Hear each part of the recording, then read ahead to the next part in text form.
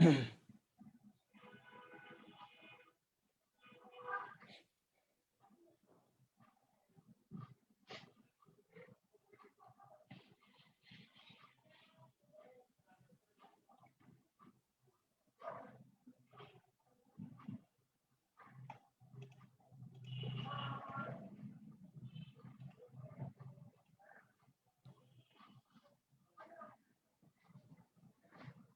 আলাইকুম সবাইকে।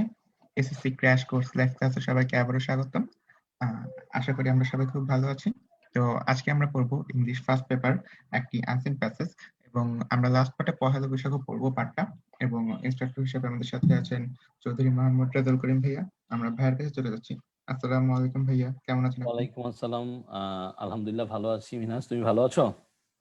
জি ভাইয়া, আমরা সবাই আল্লাহর রহমতে ভালো আছি। তো তোমরা তোমাদের সকল ফ্রেন্ডদের মেনশন দিয়ে দাও যারা যারা এখনো যুক্ত হতে পারেনি। আশা করি আমরা ক্লাসটা সবাই একসাথে শুরু করতে পারবো। জি ভাইয়া, আপনি শুরু করেন। ওকে, আমি একটু দেখে নিই, সবাই মোটামুটি জয়েন করে ফেলতেছে। ওয়ালাইকুম আসসালাম সবাইকে এবং আসসালামু আলাইকুম। সো আবার আমরা উইকেন্ডে এসে পড়লাম এবং আজকের আমাদের টপিক তোমরা দেখতেই পাচ্ছ যে ইংলিশ ফার্স্ট পেপার এবং unseen comprehension. So English first পেপারের এই আনসিন কম্প্রিহেনশনের দুইটা ব্যাপার আছে।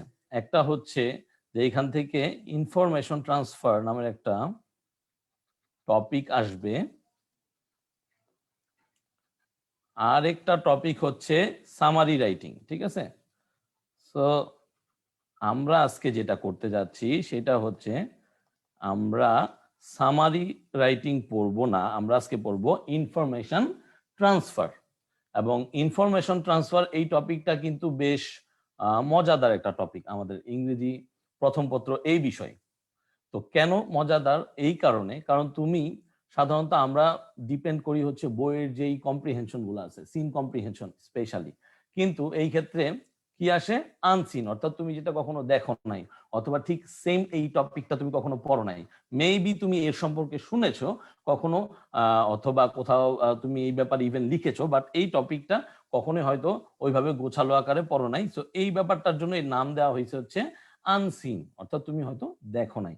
এখন এইখান থেকে যেটা করতে হয়, এই ইনফরমেশন ট্রান্সফার, নর্মালি যদি এটাকে আমরা বুঝতে চাই তাহলে ব্যাপারটা হচ্ছে তথ্যগুলোকে এক পাশ থেকে আরেক পাশে কি করা? সরবরাহ করা। এখন কি ধরনের তথ্য এবং কেনই বা আমরা সরবরাহ করব, এই কথাটা যদি আমরা বলতে চাই তাহলে আমরা দেখে থাকি যে এই ধরনের কোশ্চেনগুলোতে সাধারণত কি হয়, এরকম কলাম বা বক্স আকারে হয়ে থাকে। অর্থাৎ তোমাদেরকে এরকম একটা বক্স দিয়ে দিবে, সেইখানে এরকম কতগুলো সারি কলাম যাই বলো থাকবে, তার সাথে সাথে তোমরা দেখবা এখানে কিছু ইভেন্টস থাকে। তখন কখনো কখনো তোমার এখানে নেম থাকে, কখনো কখনো থাকে হচ্ছে যেটা মাত্র বললাম ইভেন্টস, কখনো কখনো তোমার এখানে থাকে হচ্ছে হুইচ, হোয়ার, অর্থাৎ তোমাকে প্রশ্ন করে। তারপরে হয়তো এখানে থাকে অ্যাচিভমেন্ট গুলা, যে কি কি অ্যাচিভমেন্ট আছে। তারপর হয়তো এখানে থাকে যে ইয়ার, অর্থাৎ কোন সালে কি হয়েছে। এরকম অসংখ্য ধরনের গ্যাপস তোমার এখানে কি থাকতে পারে? দেওয়া থাকতে পারে। এবং তোমাকে কি করতে হবে? তোমাকে যেটা করতে হবে সেটা হচ্ছে সেই আনসিন কম্প্রিহেনশনটাকে পড়ে বুঝে এই তথ্যগুলোকে এখানে কি করতে হবে? ডেলিভার করতে হবে। তো সব জায়গায় কিন্তু তথ্য চায় না। সাধারণত আমাদের আনসিন কম্প্রিহেনশন গুলো থেকে যে তথ্য আসে সেটা হচ্ছে সর্বোচ্চ 5টা অথবা 6টা শূন্যস্থান থাকে, এবং সেই অনুসারে আমাদের নতুন যে সিলেবাস সেখানে আমরা দেখতে পাচ্ছি যে 6টা থাকবে। সেই 6টা তথ্য যদি আমরা দিয়ে দিতে পারি তাহলে কিন্তু আমার উত্তর সঠিক থাকলে ফুল নাম্বারটা আমি পেয়ে গেলাম। তখন এইটা নিয়ে তোমাদের অনেকের অনেক ধরনের প্রশ্ন থাকে, স্পেশালি যে প্রশ্নগুলো আমরা সবসময় শুনে থাকি সেইটা হচ্ছে, ভাই আমরা তো নর্মালি বইয়ের যে প্যাসেজগুলো আছে এগুলো একটু পড়ে যাওয়ার কারণে এদের ভোকাবুলারি থেকে শুরু করে এদের সেন্টেন্স প্যাটার্ন, এদের গল্পটা আমাদের খুব ভালোভাবে জানা থাকে, কিন্তু কি হয় আনসিন কম্প্রিহেনশন গুলো তো একদম নতুন থাকে। হ্যাঁ, আমরা প্র্যাকটিস করে যাই বাসা থেকে বোর্ড কোশ্চেন প্লাস স্কুলে আসা কোশ্চেন গুলা, কিন্তু অনেক সময় তারপর আমরা কি করি? গুলিয়ে ফেলি, আমরা লিখতে পারি না ঠিক মতো বা আমরা ট্রান্সফার করতে পারি না আমাদের তথ্যগুলো। তো আজকে আমাদের মূল লক্ষ্য থাকবে সেই ট্রান্সফার করার ব্যাপারটা কিভাবে আরো সহজ করা যায় এবং কিভাবে আমরা এই ট্রান্সফার গুলো খুব সুন্দরভাবে করতে পারি। তো এখন চলো আমরা চলে যাই। তোমরা অলরেডি তোমাদের স্ক্রিনে একটা কি দেখতে পাচ্ছ? তোমরা দেখতে পাচ্ছ লেখা হচ্ছে আনসিন কম্প্রিহেনশন, এবং সেইখানে লেখা read the passage on corona virus. So এইটা শুরু করার আগে দুইটা কথা বলে দিই তোমাদেরকে। সেই কথাটি হচ্ছে, প্রথমত এই ধরনের কোশ্চেন গুলোর অ্যান্সার করতে গেলে তুমি দুইটা পদ্ধতি অবলম্বন করতে পারো স্বাভাবিকভাবে। কোনটা? প্রথমত হচ্ছে তুমি ফুল প্যাসেজটা পড়ে নিলা একবার দ্রুত করে, তুমি একটু স্ক্যান করে নিলা, তুমি একটু দ্রুত দ্রুত কিওয়ার্ড গুলা দাগাই নিলা এবং বুঝলা যে কি কি হয়, কেন হয়, এবং কি কি তথ্য আমাকে হয়তো লিখতে হবে। তারপর তুমি কি করলা, ঠাস করে কোশ্চেনটায় চলে গেলা। কারণ আমাদের এখানে হয়তো তোমাদের স্ক্রিনে একটু পর পর একটা একটা করে আসবে, বিকজ অফ আমরা ফুল স্ক্রিনে কি করতে পারতেছি না, এখানে সবগুলো তথ্য একসাথে দিচ্ছি না, যেন তোমরা বুঝতে পারো তোমাদের বোঝা সুবিধার্থে।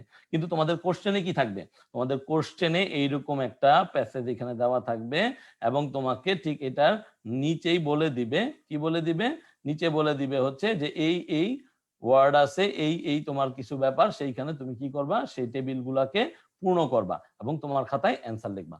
তো সবার প্রথমে যেই কথাটা আমি বলতে চাই, এই ধরনের আনসিন কম্প্রিহেনশন থেকে যে ইনফরমেশন ট্রান্সফার আসে, এইখানে কিন্তু তোমরা যেইটা করবা না সেটা হচ্ছে পুরো লাইন লিখবা না। তাহলে প্রথম কাজটা কি, কখনোই পুরো লাইন আমাদের লেখার কোনো প্রয়োজন নাই। পুরো লাইন লিখলে কিন্তু আসলে তোমরা জিজ্ঞেস করতে ভাই ভুল হবে না, ভুল তুমি করবা এই জন্য কারণ অনেক সময় যেটা হবে সেটা হচ্ছে যে অনেক ক্ষেত্রে একটা ফুল লাইন খুব সুন্দরভাবে এখানে থাকবে না। সো সেই ক্ষেত্রে আমার ফুল লাইন লেখার কোনো প্রশ্নই ওঠে না। আমি শুধু যে মার্ক গুলো দেওয়া আছে, অর্থাৎ আমার খাতা যদি এরকম হয়, তাহলে আমি যখন লিখবো যে অ্যান্সার টু দা কোশ্চেন নং 5 বা কিছু, তখন আমি এ বি সি এইভাবে দিয়ে দিয়ে কি করব, সেই অ্যান্সার গুলো লিখে দিব। জাস্ট আমাকে অ্যান্সার গুলা লিখতে হবে। এখন অ্যান্সার গুলা লিখতে হলে প্রথম যে নিয়মগুলো আরেকটু শুনে রাখো, সেইটা হচ্ছে কখনোই তোমরা যেই কাজটা করতে যাবা না যে এই ভাববা না যে আমাকে একটা ওয়ার্ডেই লিখতে হবে, একটা ওয়ার্ডে না, এখানে ওয়ান ওয়ার্ড কিন্তু লেখা থাকবে না। আমি একটু পরে তোমাদের যখন দেখাবো প্র্যাকটিস করানোর সময় তোমরা দেখতে পারবা যে কখনো এই ধরনের কিছু লেখা থাকবে না যে তোমরা ওয়ান ওয়ার্ডে করো, টু ওয়ার্ডে করো, ঠিক আছে? সো তোমরা এটা নিয়ে ভয় পাওয়ার কিছুই নেই। তোমাদের ক্ষেত্রে একাধিক শব্দ তোমরা ব্যবহার করতে পারো, ইভেন একটা বাক্যের অংশ বিশেষও তোমরা লিখতে পারো। সো এই জিনিসগুলো কিন্তু মাথায় রাখতে হবে, ঠিক আছে? আচ্ছা, তারপরে যে জিনিসটা হচ্ছে অনেক সময় আমরা প্রিপোজিশনাল ভুলগুলা করি। সো প্রিপোজিশনাল ভুলগুলা করা যাবে না। কোথার সাথে ইন হবে, কোনটার সাথে অন হবে, এগুলো আমরা একটু দেখবো। আরেকটা যেটা ভুল করে ফেলি সেটা হচ্ছে কিছু কিছু ক্ষেত্রে আমাদের ব্লক লেটার ইউজ করতে হয়, মানে ক্যাপিটাল লেটার। সেই ব্লক লেটার গুলো না ইউজ করে তুমি যদি কি করো, সেইখানে তোমরা স্মল লেটার দাও, তাহলে কিন্তু তোমাদের নম্বর কেটে যাওয়ার একটা সম্ভাবনা থাকে। তো এই সব কথা যদি তোমরা বুঝে থাকো, তাহলে আমরা এখন শুরু করতে যাচ্ছি যে আমরা কি পড়বো। তো দেখো, এই বছর যেই সমস্যাটা আমরা দেখতেছি, ইভেন গত বছর থেকে অ্যাকচুয়ালি, সো করোনা ভাইরাস। তো এইটা সম্বন্ধে অনেকের কাছে আমি শুনছি যে কেউ বলতেছে প্যারাগ্রাফ লিখে দিন, কেউ বলতেছে করোনা ভাইরাস নিয়ে কি ধরনের কোশ্চেন হতে পারে, কারণ যেহেতু এটা মোটামুটি একটা কি টপিক, একটা খুব বাজওয়ার্ড সৃষ্টি করছে, একটা হট টপিক। সো এখন যে ব্যাপারটা হচ্ছে, আমরা প্রথমত যে ফার্স্ট স্টেপটা করব সেইটা হচ্ছে প্যাসেজ পড়ব, দেন কোশ্চেন গুলো দেখে অ্যান্সার করব। এইটা হচ্ছে আমাদের প্রথম প্র্যাকটিসটা।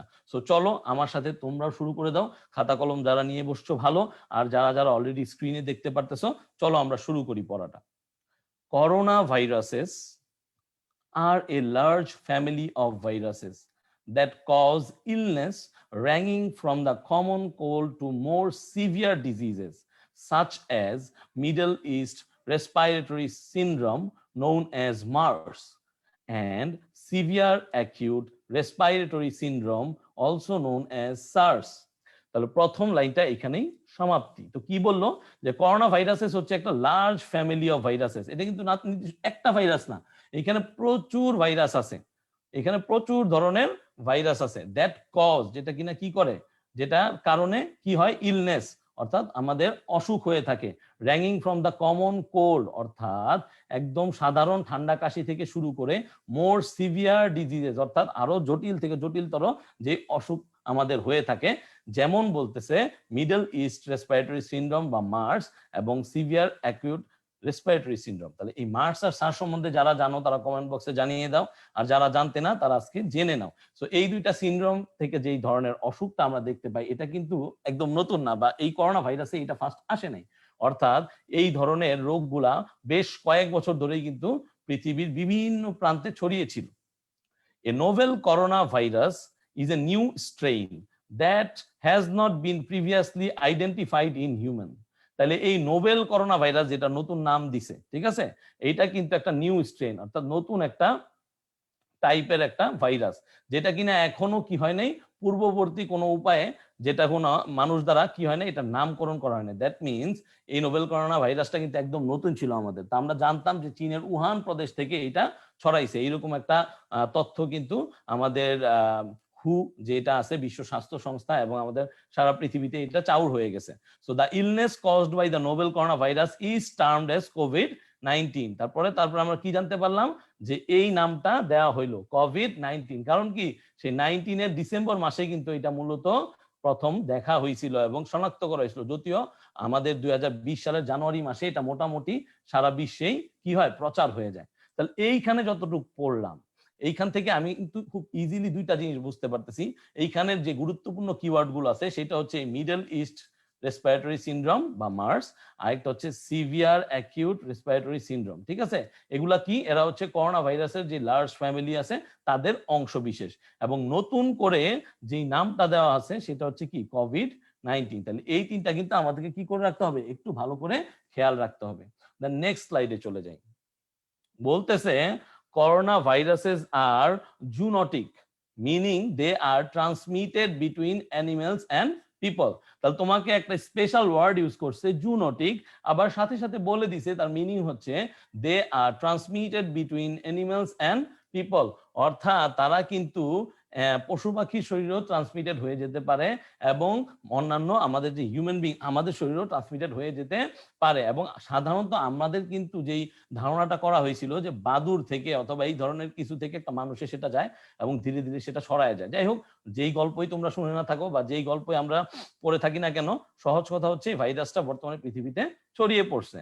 So detailed investigations found that SARS-CoV was transmitted from civet cats, এক ধরনের বিশেষ বিড়াল যার নাম হচ্ছে civet cats, to humans, and MERS যেটা হয়েছিল সেটা হচ্ছে dromedary camels, Arabian camels এটার আরেক নাম। ঠিক আছে, dromedary camels। সো এই dromedary camels, Arabian camels, এদের থেকেও একটা টাইপ গেছে, সেটা হচ্ছে MERS, আর যেটা ছিল SARS সেটা গেছে civet cats থেকে। Several known coronaviruses are circulating in animals and that have not yet infected humans. আমরা বারবার শুনে আসতেছি, কি শুনে আসতেছি, যে করোনা ভাইরাস শুধু স্ট্রেন পরিবর্তন করে, শুধু তাদের রূপ পরিবর্তন করে ফেলে। কেন? কারণ আরো বহু ধরনের করোনা ভাইরাসেস আছে এই প্রজাতি, কিন্তু তারা কি হচ্ছে না, তাদেরকে আমরা এখনো দেখতে পাচ্ছি না বা তারা গবেষণায় পাচ্ছে না। তবে আমরা ভালো আছি যে এখনো তেমন কিছু ছড়ায় নাই, কারণ যদি আরো ছড়ায় যায় তাহলে কিন্তু আমাদের অবস্থা আরো বেশি বেগতিক হতে পারে। তো এইখান থেকে আমরা বুঝতে পারলাম যে এই যে জুনোটিক, এই জিনিসটার মিনিং যেহেতু দেওয়া আছে সেহেতু আমরা কি বলতে পারি, সেহেতু আমরা বলতে পারি এইটা কিন্তু একটা ইম্পর্টেন্ট কি, এটা হচ্ছে একটা ইম্পর্টেন্ট কিওয়ার্ড এখান থেকে। তারপরে হচ্ছে কোনটা কোথা থেকে ট্রান্সমিটেড হয়, সার্স হচ্ছে সিভেট ক্যাট থেকে, এবং তারপরে হিউম্যান বিং এ গেছে, এবং কি হয়েছে, মার্স হচ্ছে ড্রোমেডারি ক্যামেলস থেকে হিউম্যান বিং এ গেছে। মিডল ইস্টে এটা সবচেয়ে বেশি সমস্যা করছিল। তারপরেরটাই চলে যাই। বলছে standard recommendations to prevent infection spread include regular hand washing, covering mouth and nose when coughing and sneezing, thoroughly cooking meat and eggs। একটু ধীরে ধীরে পড়লাম এই জন্য যে আমরা বুঝি। ব্যাপারটা হচ্ছে যে স্ট্যান্ডার্ড রিকমেন্ডেশন মানে কি, ধরো তুমি যখন ডাক্তারের কাছে যাও তখন কি করে, ডাক্তার তো তোমাকে কিছু রিকমেন্ড করে, তাই না? আমরা ডাক্তারের কাছে কেন যাই? কারণ আমার একটা ঝামেলা হয়েছে, আমি অসুস্থ হয়ে গেছি, সো ডাক্তার আমাকে কি বলবে, তুমি এটা করো বা তুমি এইভাবে করো, তুমি এই ওষুধগুলা খাও, রিকমেন্ডেশন দেয়। ইভেন বলে যে বাহিরে বের হবে না, ধরো গলায় সমস্যা হয়েছে, বলতেছে কথা একটু কম বলবেন, গড়গড়া করবেন গরম পানি দিয়ে, লবণ দিয়ে, ঠিক না?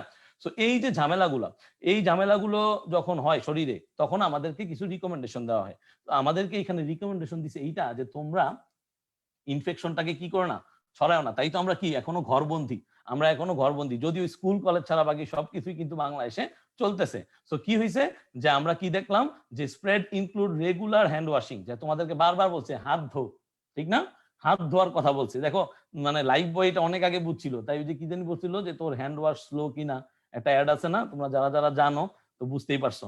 তো তো তারপরে বলছে কভারিং মাউথ, অর্থাৎ কি মাস্ক, এবং গবেষণায় বলতেছে যে তুমি আমি যদি এইভাবে আগামী 10 বছর মাস্ক পরে থাকি, তোমার আমার যারা অনুজ আছে, ছোট আছে, তারা কিন্তু ধীরে ধীরে মনে করবে এইটা মনে হয় আমাদের স্বাভাবিক বিচরণ, এটা মনে হয় আমাদের স্বাভাবিক চলাফেরার মাধ্যম, যে মাস্ক পরেই সারা জীবন হাঁটতে হয়। তবুও মাস্ক পরাটা খুবই গুরুত্বপূর্ণ, কারণ করোনা ভাইরাস না, কারণ হচ্ছে মাস্ক না পরলে যেই সমস্যাটায় ভুগবা সেটা হচ্ছে ধুলাবালি কিন্তু ঝামেলা করে অনেককে। তারপরে হচ্ছে ওয়েন কফিং অ্যান্ড স্নিজিং, স্পেশালি যখন আমরা কফ, এটা আমরা বাংলাদেশে কি করি, আমরা বাংলাদেশে যেখানে সেখানে কফ ফেলি, এটা মাঝে মাঝে অনেকেরই মনে থাকে না। সো আসলে আমরা চেষ্টা করবো যে কফ গুলো না ফেলতে, সো বাহিরে চেষ্টা করবো যে এমন জায়গায় ফেলতে যেখানে ডাস্টবিন আছে, অথবা যেখানে মানুষের বিচরণ একটু কম, কারণ এই কফ গুলো থেকেও কি হইতে পারে, এই ইনফেকশন গুলো ছড়াইতে পারে। তারপর হচ্ছে হাঁচি দেওয়া, এখনো দেখবা হাঁচি দিয়ে হাতের উপরে কেউ হাত মুছতেছে না, অথবা তোমার পাশে আরেকজন মুছে ফেলতেছে বাসের ভিতরে, অথবা কেউ কেউ তো হাতই দেয় না। সো এগুলো সব মেনটেন করতে হয়। তারপর হচ্ছে thoroughly cooking meat and eggs, এই জন্য বলছে কিন্তু শাক সবজি থেকে শুরু করে সবকিছু খুব ভালোভাবে কি করতে বলছে, বয়েল করতে বলছে। সো অ্যাভয়েড ক্লোজ কন্টাক্ট, দেখো তোমার বন্ধু বান্ধবীদের সাথে তোমরা কিন্তু ভীষণ কি করছো, মিস করছো তাদেরকে, তোমরা দেখা করতে পারো না তাদের সাথে অনেক অনেক অনেক দিন, ঠিক আছে? কারণ হচ্ছে কি অনেকের এই সিমটম শো করছে, বা কেউ একটু হালকা জ্বর কাশি সর্দি হইলেই কিন্তু আমরা বলছি প্লিজ বাসায় থাক, বাচ্চা ঠিক আছে রেস্ট নে, সাবধানে থাকিস, কিন্তু সহজে কিন্তু যাচ্ছে যে ভিতরে, হ্যাঁ, ব্যাক অফ মাই মাইন্ড কি থাকে, একটা ভয় থাকে। তারপর হচ্ছে কি the symptoms of respiratory illness, অর্থাৎ শ্বাস প্রশ্বাস জনিত যেই সমস্যাটা, শ্বাস প্রশ্বাস জনিত যেই সমস্যাটা, ঠিক আছে? অর্থাৎ ব্যাপারটা হচ্ছে আমাদের শ্বাস প্রশ্বাস জনিত অনেক ধরনের সমস্যা হয়, সেই সব ক্ষেত্রে আমাদের শর্টনেস অফ ব্রেথ হয়। কি হয়? শর্টনেস অফ ব্রেথ, অর্থাৎ আমরা সহজে শ্বাস প্রশ্বাস নিতে পারি না। সো এইটা মূলত একটা সোর্স, যেটা হচ্ছে কি হু বলি আমরা, ওইখান থেকে নেওয়া একটা তথ্য। এখন মজার ব্যাপারটা হচ্ছে গিয়ে এই যে জিনিসটা পড়লাম, পড়ার পরে এখন আমাদের কি করতে হবে, আমি যতটুকু সময় নিয়ে তোমাদেরকে বোঝানোর জন্য পড়লাম, আমাদের চেষ্টা রাখতে হবে আরো দ্রুত এটাকে পড়ার, আরো দ্রুত পড়ে এটাকে কি করতে হবে, আমাদেরকে বুঝে নিতে হবে। এবং বুঝে নেওয়ার পরে আমরা চলে যাব কোথায়, আমরা চলে যাব এরকম। তাহলে খুব ভালো মতোই তোমরা দেখতে পারতেছো যে এইখানে অলরেডি স্ক্রিনে কি দেওয়া আছে, একটা তোমাদেরকে হেডিং দেওয়া আছে। কি হেডিং দেওয়া আছে, যে complete the table below with information from the passages, অর্থাৎ তোমাদেরকে বলছে এই টেবিলটাকে কমপ্লিট করো এবং কি দিয়ে, যে ইনফরমেশন গুলা তোমরা প্যাসেজ থেকে পড়ে আসছো। তো চলো আমরা শুরু করি। তবে শুরু করার আগে দেখি কারা কারা অলরেডি জয়েন করছে এবং করোনা ভাইরাস সম্বন্ধে বুঝতে পারতেছে।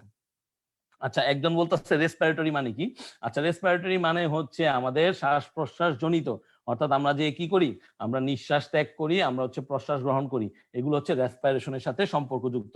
এই যে আমরা ভালো থাকতেছি, অর্থাৎ শ্বাস প্রশ্বাস নিতে পারতেছি। তারপরে দেখতেছি যে আমরা করোনার চেয়ে শক্তিশালী, অবশ্যই অবশ্যই আমরা সবাই করোনার থেকে শক্তিশালী, তাই তো আমরা বেঁচে আছি, তাই না, ভালো আছি। আচ্ছা, সো আমরা মোটামুটি দেখতে পারতেছি যে মুন্নি আজাদ বলতেছে বুঝতে পারছি, এমডি মনির বলতেছে দেখতে পাচ্ছি না ভাইয়া, একটু খেয়াল করো, আমার মনে হয় আমরা সবাই দেখতে পাচ্ছি।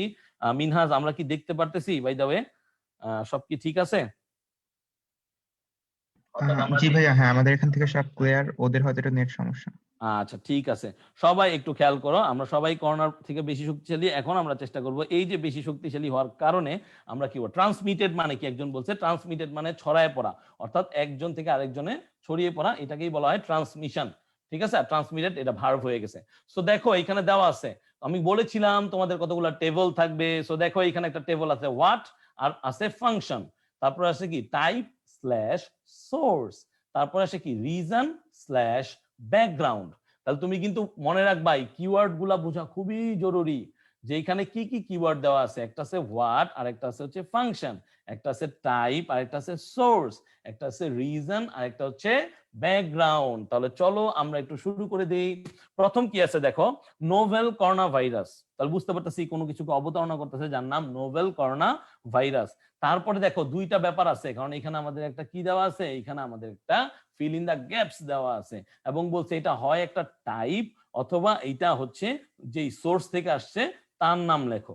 তাহলে আমরা কিন্তু প্রথমেই বলেছিলাম যে নোভেল করোনা ভাইরাস হচ্ছে একটা নতুন ভাবে আবিষ্কৃত কি স্ট্রেন করোনা ভাইরাসের, তাই না? এই যে এখানে তোমরা যদি একটু তাকাও, এটা হচ্ছে a new strain, a new strain. তো এই ধরনের জিনিসে আমরা কি করব, পুরোটাকে সুন্দরভাবে লিখে দিব, এবং দেখো কিভাবে লিখি, প্লিজ এইভাবেই পরীক্ষা হলে লিখবা। এই যে কি লেখলা, এ নিউ স্ট্রেন, ঠিক আছে, খুব সাবধানে লিখতে হবে। স্ল্যাশ কেন দিলাম, আমরা একে কিন্তু মাইক্রো অর্গানিজমও বলতে পারি, কারণ এটা হচ্ছে এক ধরনের মাইক্রো অর্গানিজম। এখন মজার ব্যাপারটা হচ্ছে যে বাকিটুকু আমি যদি পড়তে পারি, ভালো করে নিলাম, not identified in humans in the past, অর্থাৎ আমরা বুঝে নিলাম যে কোনটার কথা এখানে বলছে। তবে করোনা ভাইরাস যেহেতু বলছে আর টাইপ বলছে, আমরা বুঝে নিব যে এটা কি ধরনের হইতে পারে।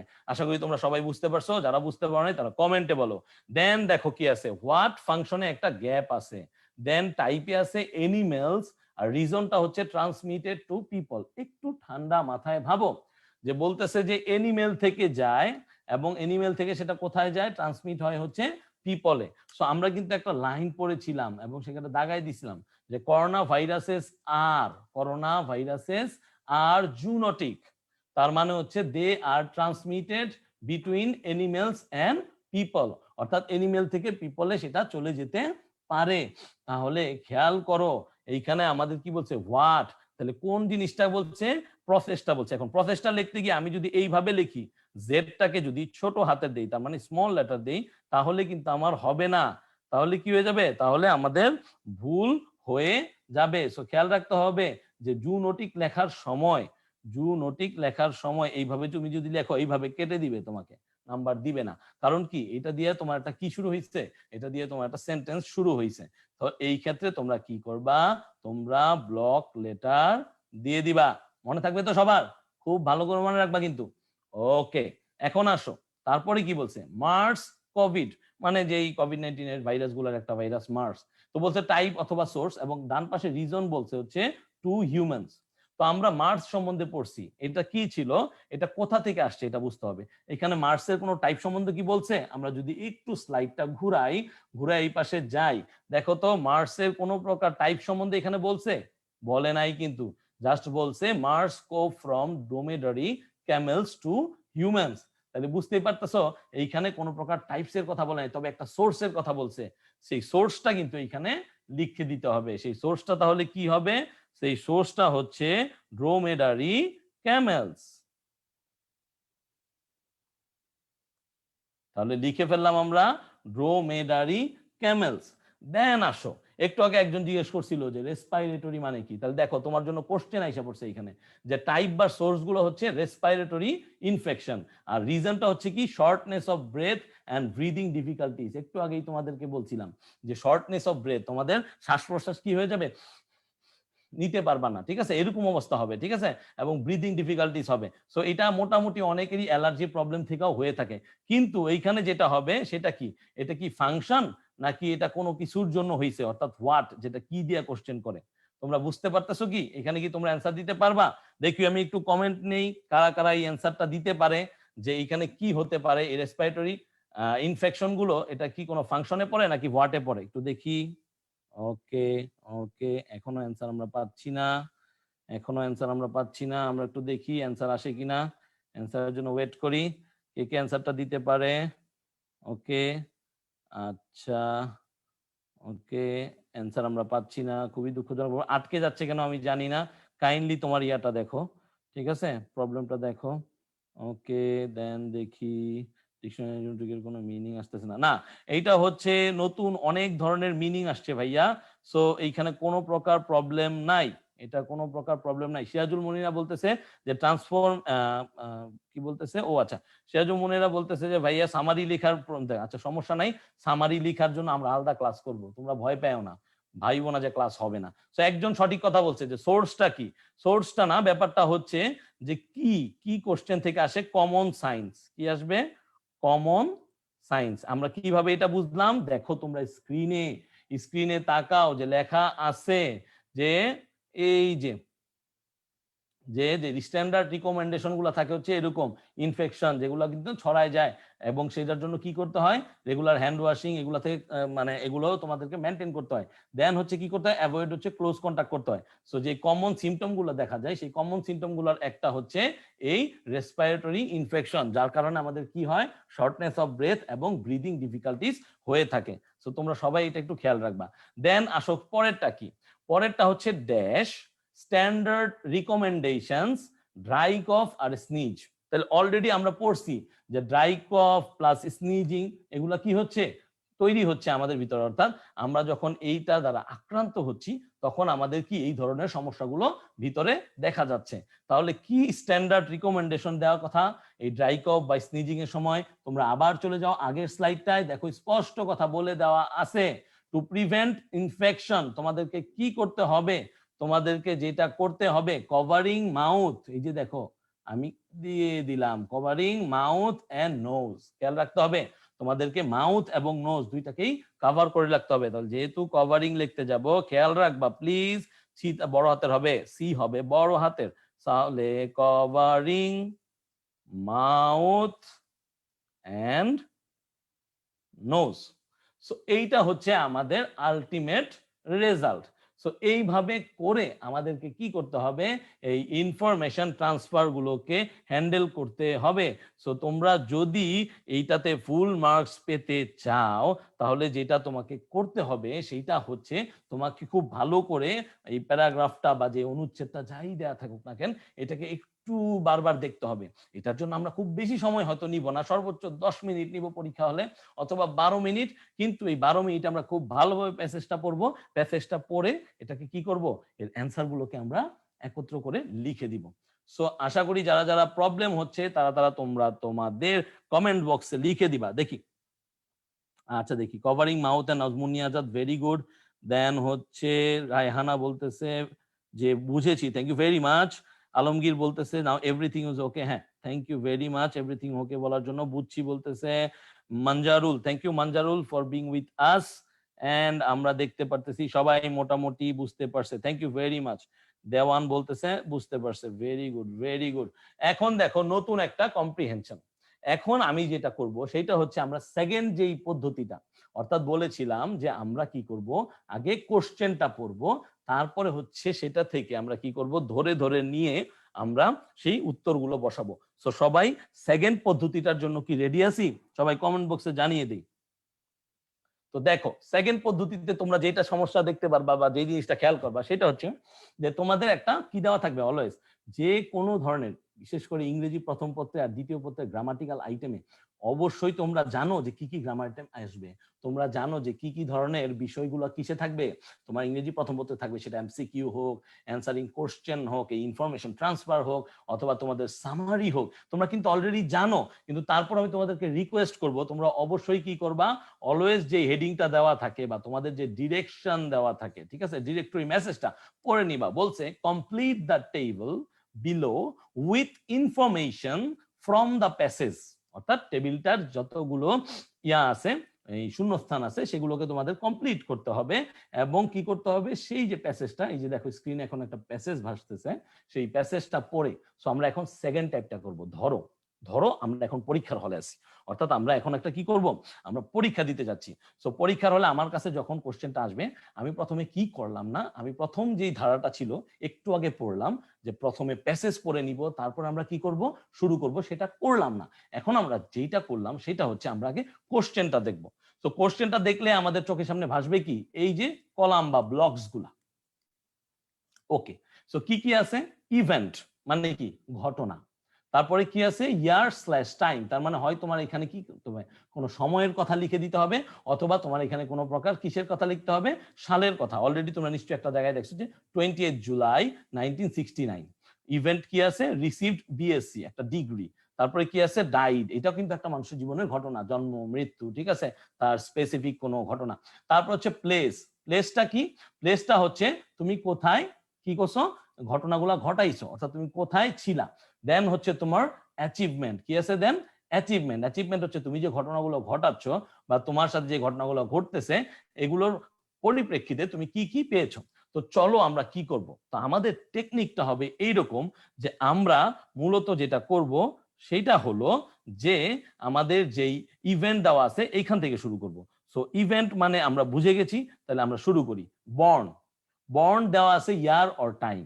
তাহলে আমরা কি করব, সাথে সাথে আমাদের তো কোশ্চেনের উপরেই থাকবে, তো সাথে সাথে আমরা পড়া শুরু করব যে কি দেওয়া আছে, Neil Armstrong commanded the Gemini 8 mission and became the first human to walk on the moon as the commander of Apollo 11.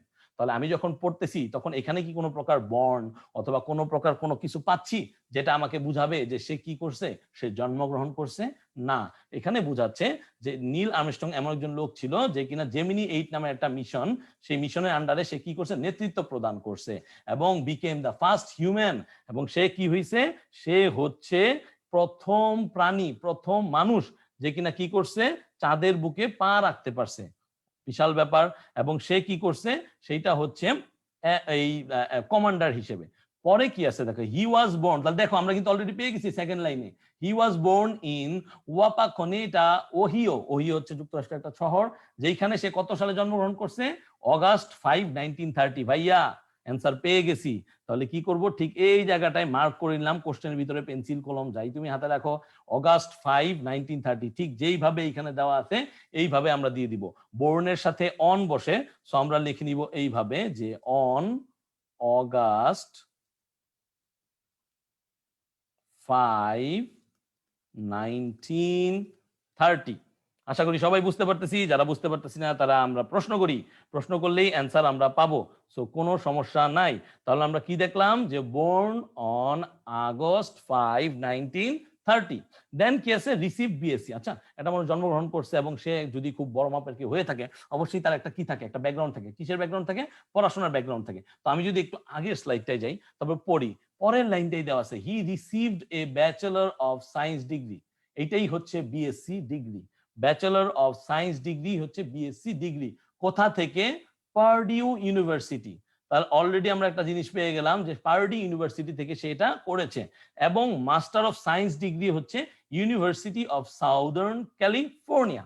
এখন মজার ব্যাপার হচ্ছে ভাইয়া, তুমি যখন এখানে তাকাও, তুমি বলে দিচ্ছ যে ইভেন্টটা হচ্ছে রিসিভ বিএসসি, নিশ্চয়ই এমএসসি চাচ্ছে না। তো তোমাকে কিন্তু জিজ্ঞেস করছে প্লেসটা কি। প্লেসটা মানে হচ্ছে কি, মূলত এইখানে প্রতিষ্ঠানের কথা জানতে চেয়েছে। তো প্রতিষ্ঠানটা কি তোমরা সবাই জানো, লিখে দিবে পারডু। এই ইউনিভার্সিটির ইউটা বড় হাতে দিতে হবে, অবশ্যই তোমরা ক্যাপিটাল লেটারে ইউনিভার্সিটিটা লিখবা, কারণ এটা একটা প্রপার নাউন হিসেবে এখানে ব্যবহৃত হয়েছে। ভুল করা যাবে না, সবাই মনোযোগ দিয়ে শুনো, ভুল করা কিন্তু যাবে না। আমি দেখতে পারতেছি মোটামুটি সবাই অ্যান্সার দিতে পারতেছে, that's a very good sign. Jannat, তারপর হচ্ছে মাহফুজুল, অচেনা, তারপর হচ্ছে রেজওয়ানা, দেন হচ্ছে ফাহমিদা, সাব্বির, এক্সট্রা অর্ডিনারি। সাব্বির, ইউনিভার্সিটির ইউটা না বড় হাতের হবে, ঠিক আছে? ইফতি ঠিক করে লেখছে, thank you very much Ifti. Sharmin, তোমার ক্ষেত্রে একই কথা, ইউনিভার্সিটির ইউটা বড় হাতের হবে। Abida Sultana, very very good, ঠিক আছে। হ্যাঁ ভাইয়া, ও এর হ্যাঁ ওটা বড় হাতের হবে অবশ্যই, ওটাকেও তোমরা বড় হাতের দিয়ে দিবা, কোনো সমস্যা নাই। ওকে, ভেরি মাচ। দেন আমরা তাকাই পরে কি আছে, লেফট ফর মুন। এখন সে যেহেতু চাঁদে পা রাখছে, তাকে তো অবশ্যই কি করতে হয়েছে, পৃথিবী থেকে বিদায় নিতে হয়েছে, তাই না? বিদায় পৃথিবী, ঠিক আছে? তাহলে পৃথিবী থেকে যেহেতু বিদায় নিতে হয়েছে, তাহলে আমরা একটু দেখি যে সে কবে পৃথিবীকে ছাড়ছে। তো এখানে আছে অ্যাস্ট্রোনটস। তো অ্যাস্ট্রোনটস কারা আমরা জানি, যারা হচ্ছে এই ধরনের মিশন গুলোতে যায় তারাই হচ্ছে অ্যাস্ট্রোনটস, অর্থাৎ এই ধরনের যারা স্পেসে যায়, স্পেসে কাজ করে, বা এই ধরনের যারা আবিষ্কারগুলো করতে যায় অথবা কোনো কিছু সন্ধানে বের হয়, তারাই হচ্ছে অ্যাস্ট্রোনট। তো এই অ্যাস্ট্রোনট নীল আর্মস্ট্রং কি করছে, তার সঙ্গী বাজ অলড্রিন, তার সঙ্গী মাইকেল কলিন্স সহ তারা কি করছে, লঞ্চড। এই লঞ্চ শব্দের অর্থটা কি, অর্থাৎ কোনো কিছুকে কি করা, ইন্ট্রোডিউস করা। তোমরা দেখো না আজকাল এই যে রিয়েলমি, এটা সেটা আইফোন, তারা কত ফোন লঞ্চ করে আগে, যেন কি হয় আমরা দেখতে পারি, এবং তারা খুব বড় সড়ো করে এই কাজগুলো করে থাকে। এই হচ্ছে সেই launched. The mission to the moon with Apollo, কি করছে, অ্যাপোলো 11, এটা আমরা জানি কবে, 16 of July. Very very very important. কি বলছে, 16 অফ জুলাই, অর্থাৎ জুলাইয়ের 16 তারিখে, জুলাইয়ের 16 তারিখে, and landed on moon July 20, 1969। তাহলে তোমরা কিন্তু মোটামুটি বুঝতেই পারতেছো এটা কবে হয়েছে। খেয়াল রাখবা, তুমি যদি এইখানে লেফট ফর মুন অনলি লিখে রাখো যে জুলাই 16, তুমি ধরে রাখো তোমাকে কেটে দিবে, তুমি ধরে রাখো তোমাকে কেটে দিবে। সবাই যারা আসি মনোযোগ দেই, যারা আসি তারা একটু মনোযোগ দেই। যদি জুলাই লেখি শুধু, তাহলে কেটে দিবে। হয় তুমি এইভাবে লিখবা যে 16 জুলাই, 1969, অথবা লিখবা সুন্দর করে অন 16 জুলাই, 1969। দেখি অ্যান্সার কারা কারা 20 লিখতেছে। ভাইয়া 20 না, উত্তরটা হবে 16। Very good. সাফাত সঠিক অ্যান্সার দিছে, কানি সঠিক অ্যান্সার দিছে, তুহিন সঠিক অ্যান্সার দিছে, ঠিক আছে। জিহান বলতেছে বাংলাদেশের হয়ে কে কে চাঁদে প্রথম পা রাখতে চাও? খুবই গুরুত্বপূর্ণ কথা। তোমরাই আগামী দিনের ভবিষ্যৎ, তোমরাই চিন্তা ভাবনা করবা এবং তোমরা ভালো করে পড়াশোনা করে কোনো বিশেষ বিষয়ে যদি তোমরা মানে জানতে চাও এবং করতে চাও, তাহলে অবশ্যই তোমরা সেটা করতে পারবা। একজন বলতেছে ভাইয়া 11 মানে কি? আচ্ছা, এটা ছিল অ্যাপোলো 11। অ্যাপোলো 11 এর এইখানে টাইপিংটা এরকম হয়ে গেছে। 11 কিছু না, তোমরা 11 কে অ্যাপোলো 11 এর সাথে দাও। এটা হবে হচ্ছে Apollo 11। Thank you very much, আশা করি তুমি বুঝতে পারতেছো। পরে কি আছে দেখো, পরে আছে ইভেন্ট নাই, ইয়ার বা টাইম দেওয়া আছে 20 জুলাই 1969। একটু আগে পড়ছি কিন্তু, দেখো দেখো দেখো, একটু আগে পড়ছি যে ল্যান্ডেড, ল্যান্ডেড মানে অবতরণ করা on the moon on July 20, 1969। তাহলে তোমাকে কিন্তু আর দেখার দরকার নাই। এখন কথা হচ্ছে, অনেকে প্রশ্ন করবে ভাই এখানে কি ল্যান্ডেডটা এল বড় হাতের হবে? না ভাইয়া, হবে না, না আপু হবে না, কি হবে? ছোট হাতের। তাহলে ল্যান্ডেড অন দা মুন। তাহলে 20 জুলাই 1969 সে কি করছিল? সে ল্যান্ডেড অন দা মুন। দেখি কারা অ্যান্সার দিতে পারতেছে। এডমন্ড, আমি তোমার অ্যান্সারটা দিয়েছি ভাইয়া অলরেডি, এটা হচ্ছে অ্যাপোলো 11। ওকে, আচ্ছা, landed on the moon, extremely good. Abida বলছে, রাসেল খান বলতেছে 11 জুলাই 1969টা কি? ভাইয়া 11টা ভুল আসছে এখানে, এটা অ্যাপোলো 11 বলেই দিলাম একটু আগে, কাইন্ডলি বুঝে নাও। অ্যাপোলো 11 হচ্ছে এটার যন্ত্রাংশের নামটা, অর্থাৎ যেটা দিয়ে তারা গেছে। ওকে, ল্যান্ডেড অন দা মুন, সবাই বুঝতে পারছি, থ্যাংক ইউ ভেরি মাচ। দেন কি আছে? ডাইড। কি আছে? ডাইড। তাহলে আমরা একটু পড়ি যে ডাইড কি। তার মানে আমরা জানি মৃত্যু। তাহলে কি বলছে? নীল আর্মস্ট্রং ফার্স্ট, তার মানে সে যে প্রথম, এই জন্য বলছে কি ফার্স্ট, স্টেপড অর্থাৎ পা রাখলো on two the surface of the moon, মুনের যে সারফেসটায়, অদ্ভুত একটা প্রশান্তি, তাই না? এন্ড দেন অলড্রিন, তাহলে অলড্রিন হচ্ছে সেকেন্ড, এন্ড হচ্ছে কি এই প্রথম যেটা করলো সেটা হচ্ছে নীল আর্মস্ট্রং করলো। দে এক্সপ্লোরড দ্য সারফেস, তারা কি করছে? ওই সারফেসটাকে এক্সপ্লোর করছে। ধরো তুমি তোমার নানু বাসায় গেছো লাইফে ফার্স্ট টাইম, তুমি যখন বোধোদয় হয়েছে, মানে তুমি একটু বুঝা শুরু করছো, এখন আর এত বাচ্চাও নাই, 7-8 বছর, তখন তোমার কি মন চায়? তোমার মনে চায় তোমার নানুর বাসা বা দাদুর বাসায় আশেপাশে যত জায়গা আছে ঘুরে ফিরে দেখতে, কি কি গুরুত্বপূর্ণ জিনিস আছে, কেমন আছে ঘোরার জায়গা, এগুলো সব দেখার জন্য তোমরা চলে যাও। ঠিক তেমনি উত্তেজনা কিন্তু তাদের ভিতরেও ছিল, নীল আর্মস্ট্রং এবং কার, এবং হচ্ছে অলড্রিন, ওরাও কি করছে? ওরাও এক্সপ্লোর করা শুরু করছে। এন্ড গ্যাদার্ড মুন রক্স, মজার ব্যাপার, তারা কি করছে? দে গ্যাদার্ড মুন রক্স, ঠিক আছে, অর্থাৎ ওইখানে চাঁদের কিছু শিলা তারা গ্রহণ করছে পাথরের মতো। ফর ওভার 2 আওয়ার্স হাঁটাহাঁটি করছে, এবং এই ভিডিওটা তোমরা কিন্তু ইউটিউবে দেখে থাকো। After exploring the surface they rejoined Collins. Collins কিন্তু বেচারা ওইখানেই বসেছিল, ঠিক আছে, অর্থাৎ যন্ত্রের ভিতরে, অর্থাৎ যে যানটা নিয়ে, যানবাহনটা নিয়ে তারা গেছে Apollo 11। So in the orbiting mothership, যেটার নাম বলতেছে আমরা কি, in the orbiting mothership, Neil Armstrong died on August 25, 2012। Already answer সবাই দিয়ে দিছে, আমি দেখতে পারতেছি। তাহলে কবে মৃত্যুবরণ করছে? সে মৃত্যুবরণ করছে হচ্ছে অগাস্ট 25, 20 কি বলতো 2012। তোমরা এক্সট্রা অর্ডিনারি স্টুডেন্ট, তোমরা সবাই ভালো করবে আমি শিওর। তো আমরা কিভাবে করব? লিখবো, এখানে লিখে দিব অন দিতে পারি, অন যদি নাও দিই এখানে তুমি শুধু অগাস্ট লেখো তাহলেও কোনো সমস্যা নাই, অগাস্ট 25, 2012, অথবা তুমি অনও দিয়ে দিতে পারো। সরি, অনটা একটু এইভাবে হবে, অর্থাৎ প্রথমটা হচ্ছে ও ব্লক লেটার, আর বাকিটা তো যেভাবে আছে সেইভাবেই।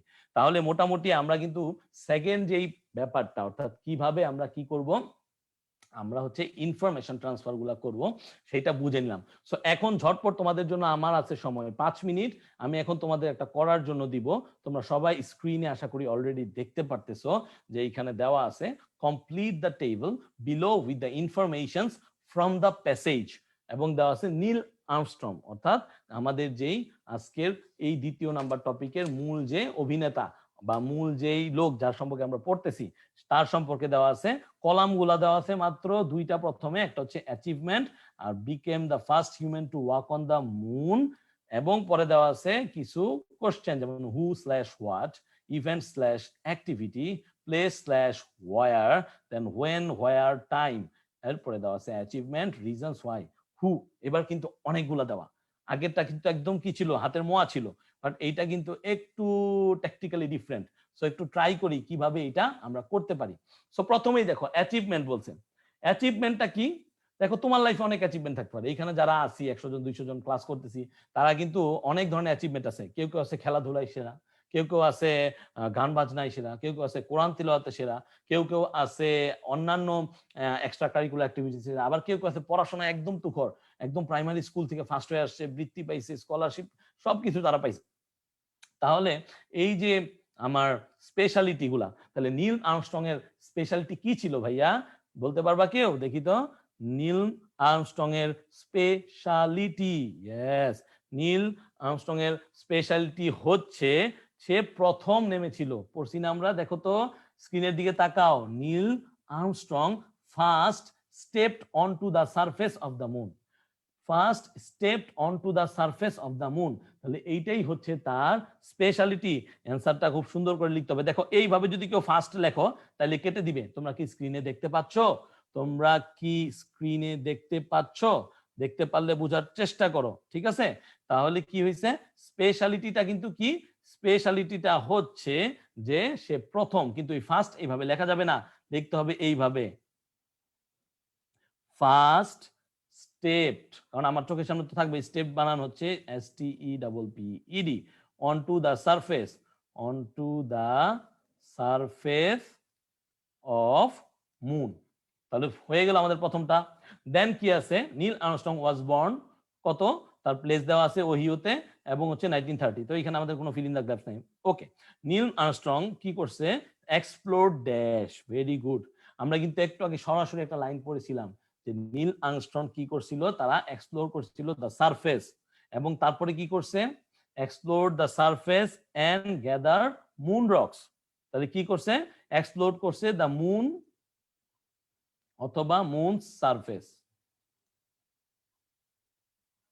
খেয়াল রাখতে হবে, তুমি দুইটাই অ্যান্সার লেখো সঠিক হয়ে যাবে।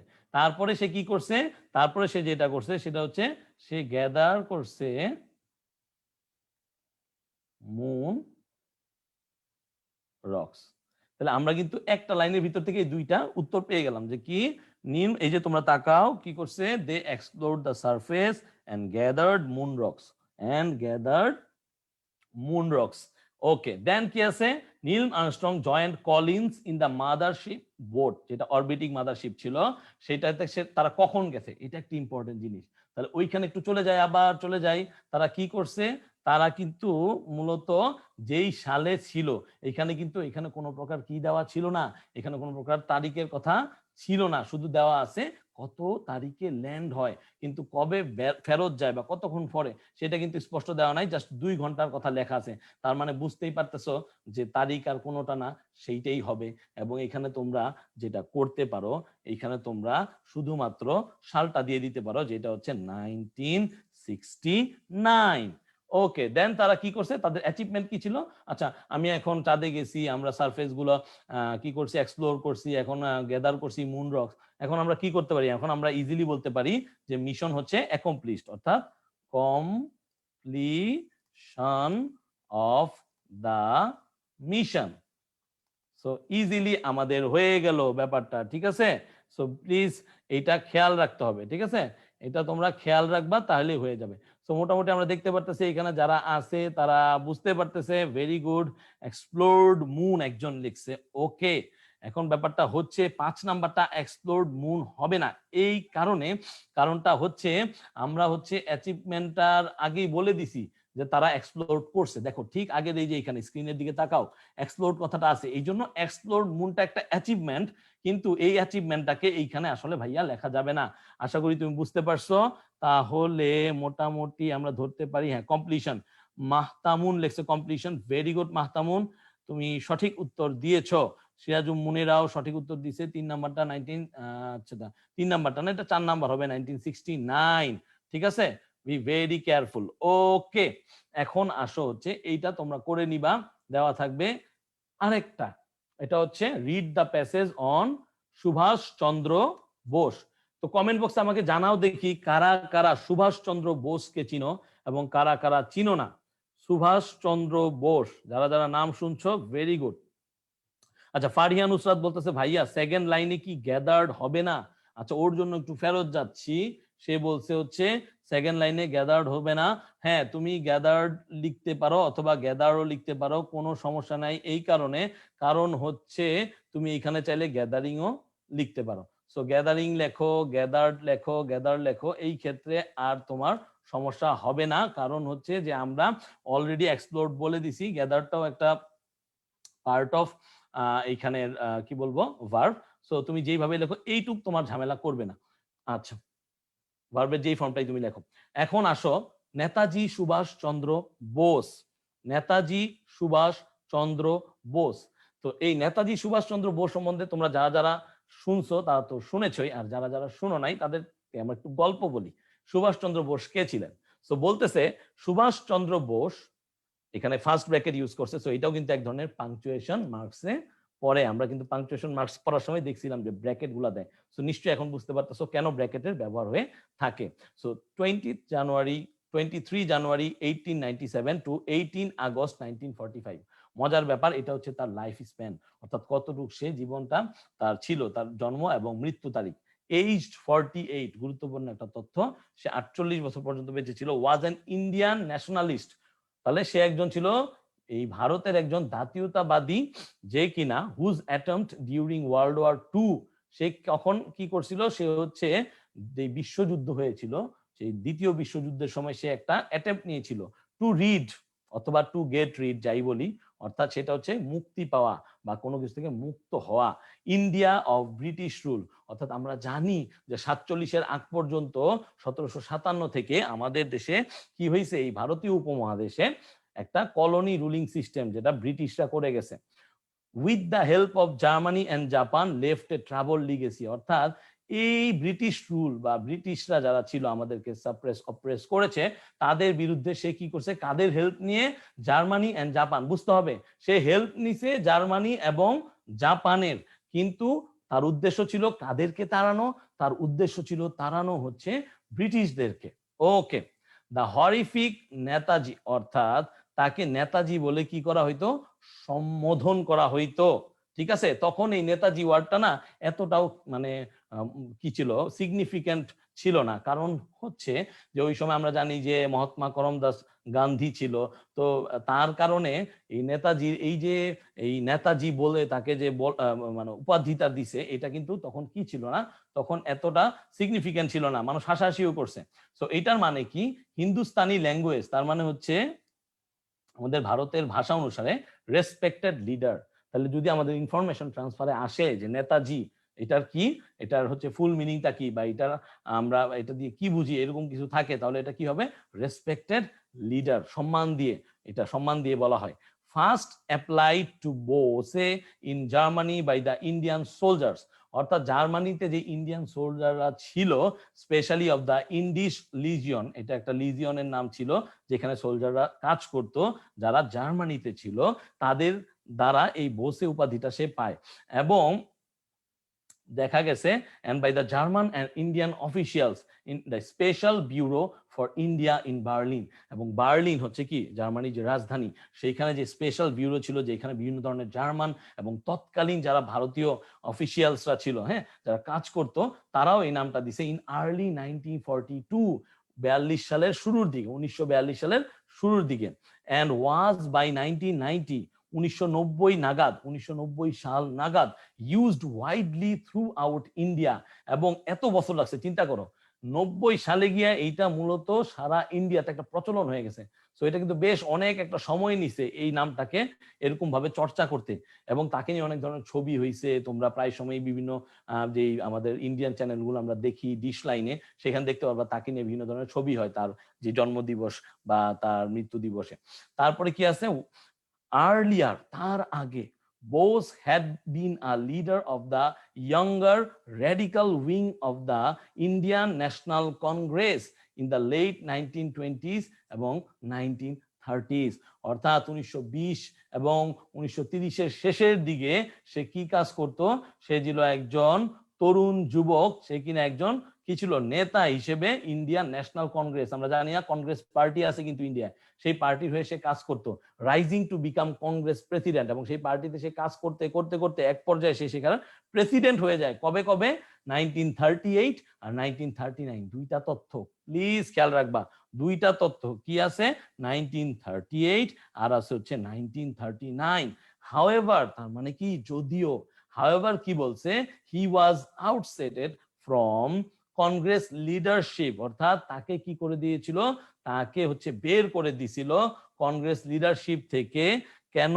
ইন 1939, তাহলে একটা স্পষ্টভাবে একটা ইয়ার পাচ্ছি, 1939। Following differences with Mohandas Karamchand Gandhi, সেই গান্ধীর সাথে তার যেই কি ছিল, তার যে মতভেদ ছিল। কেন জানো?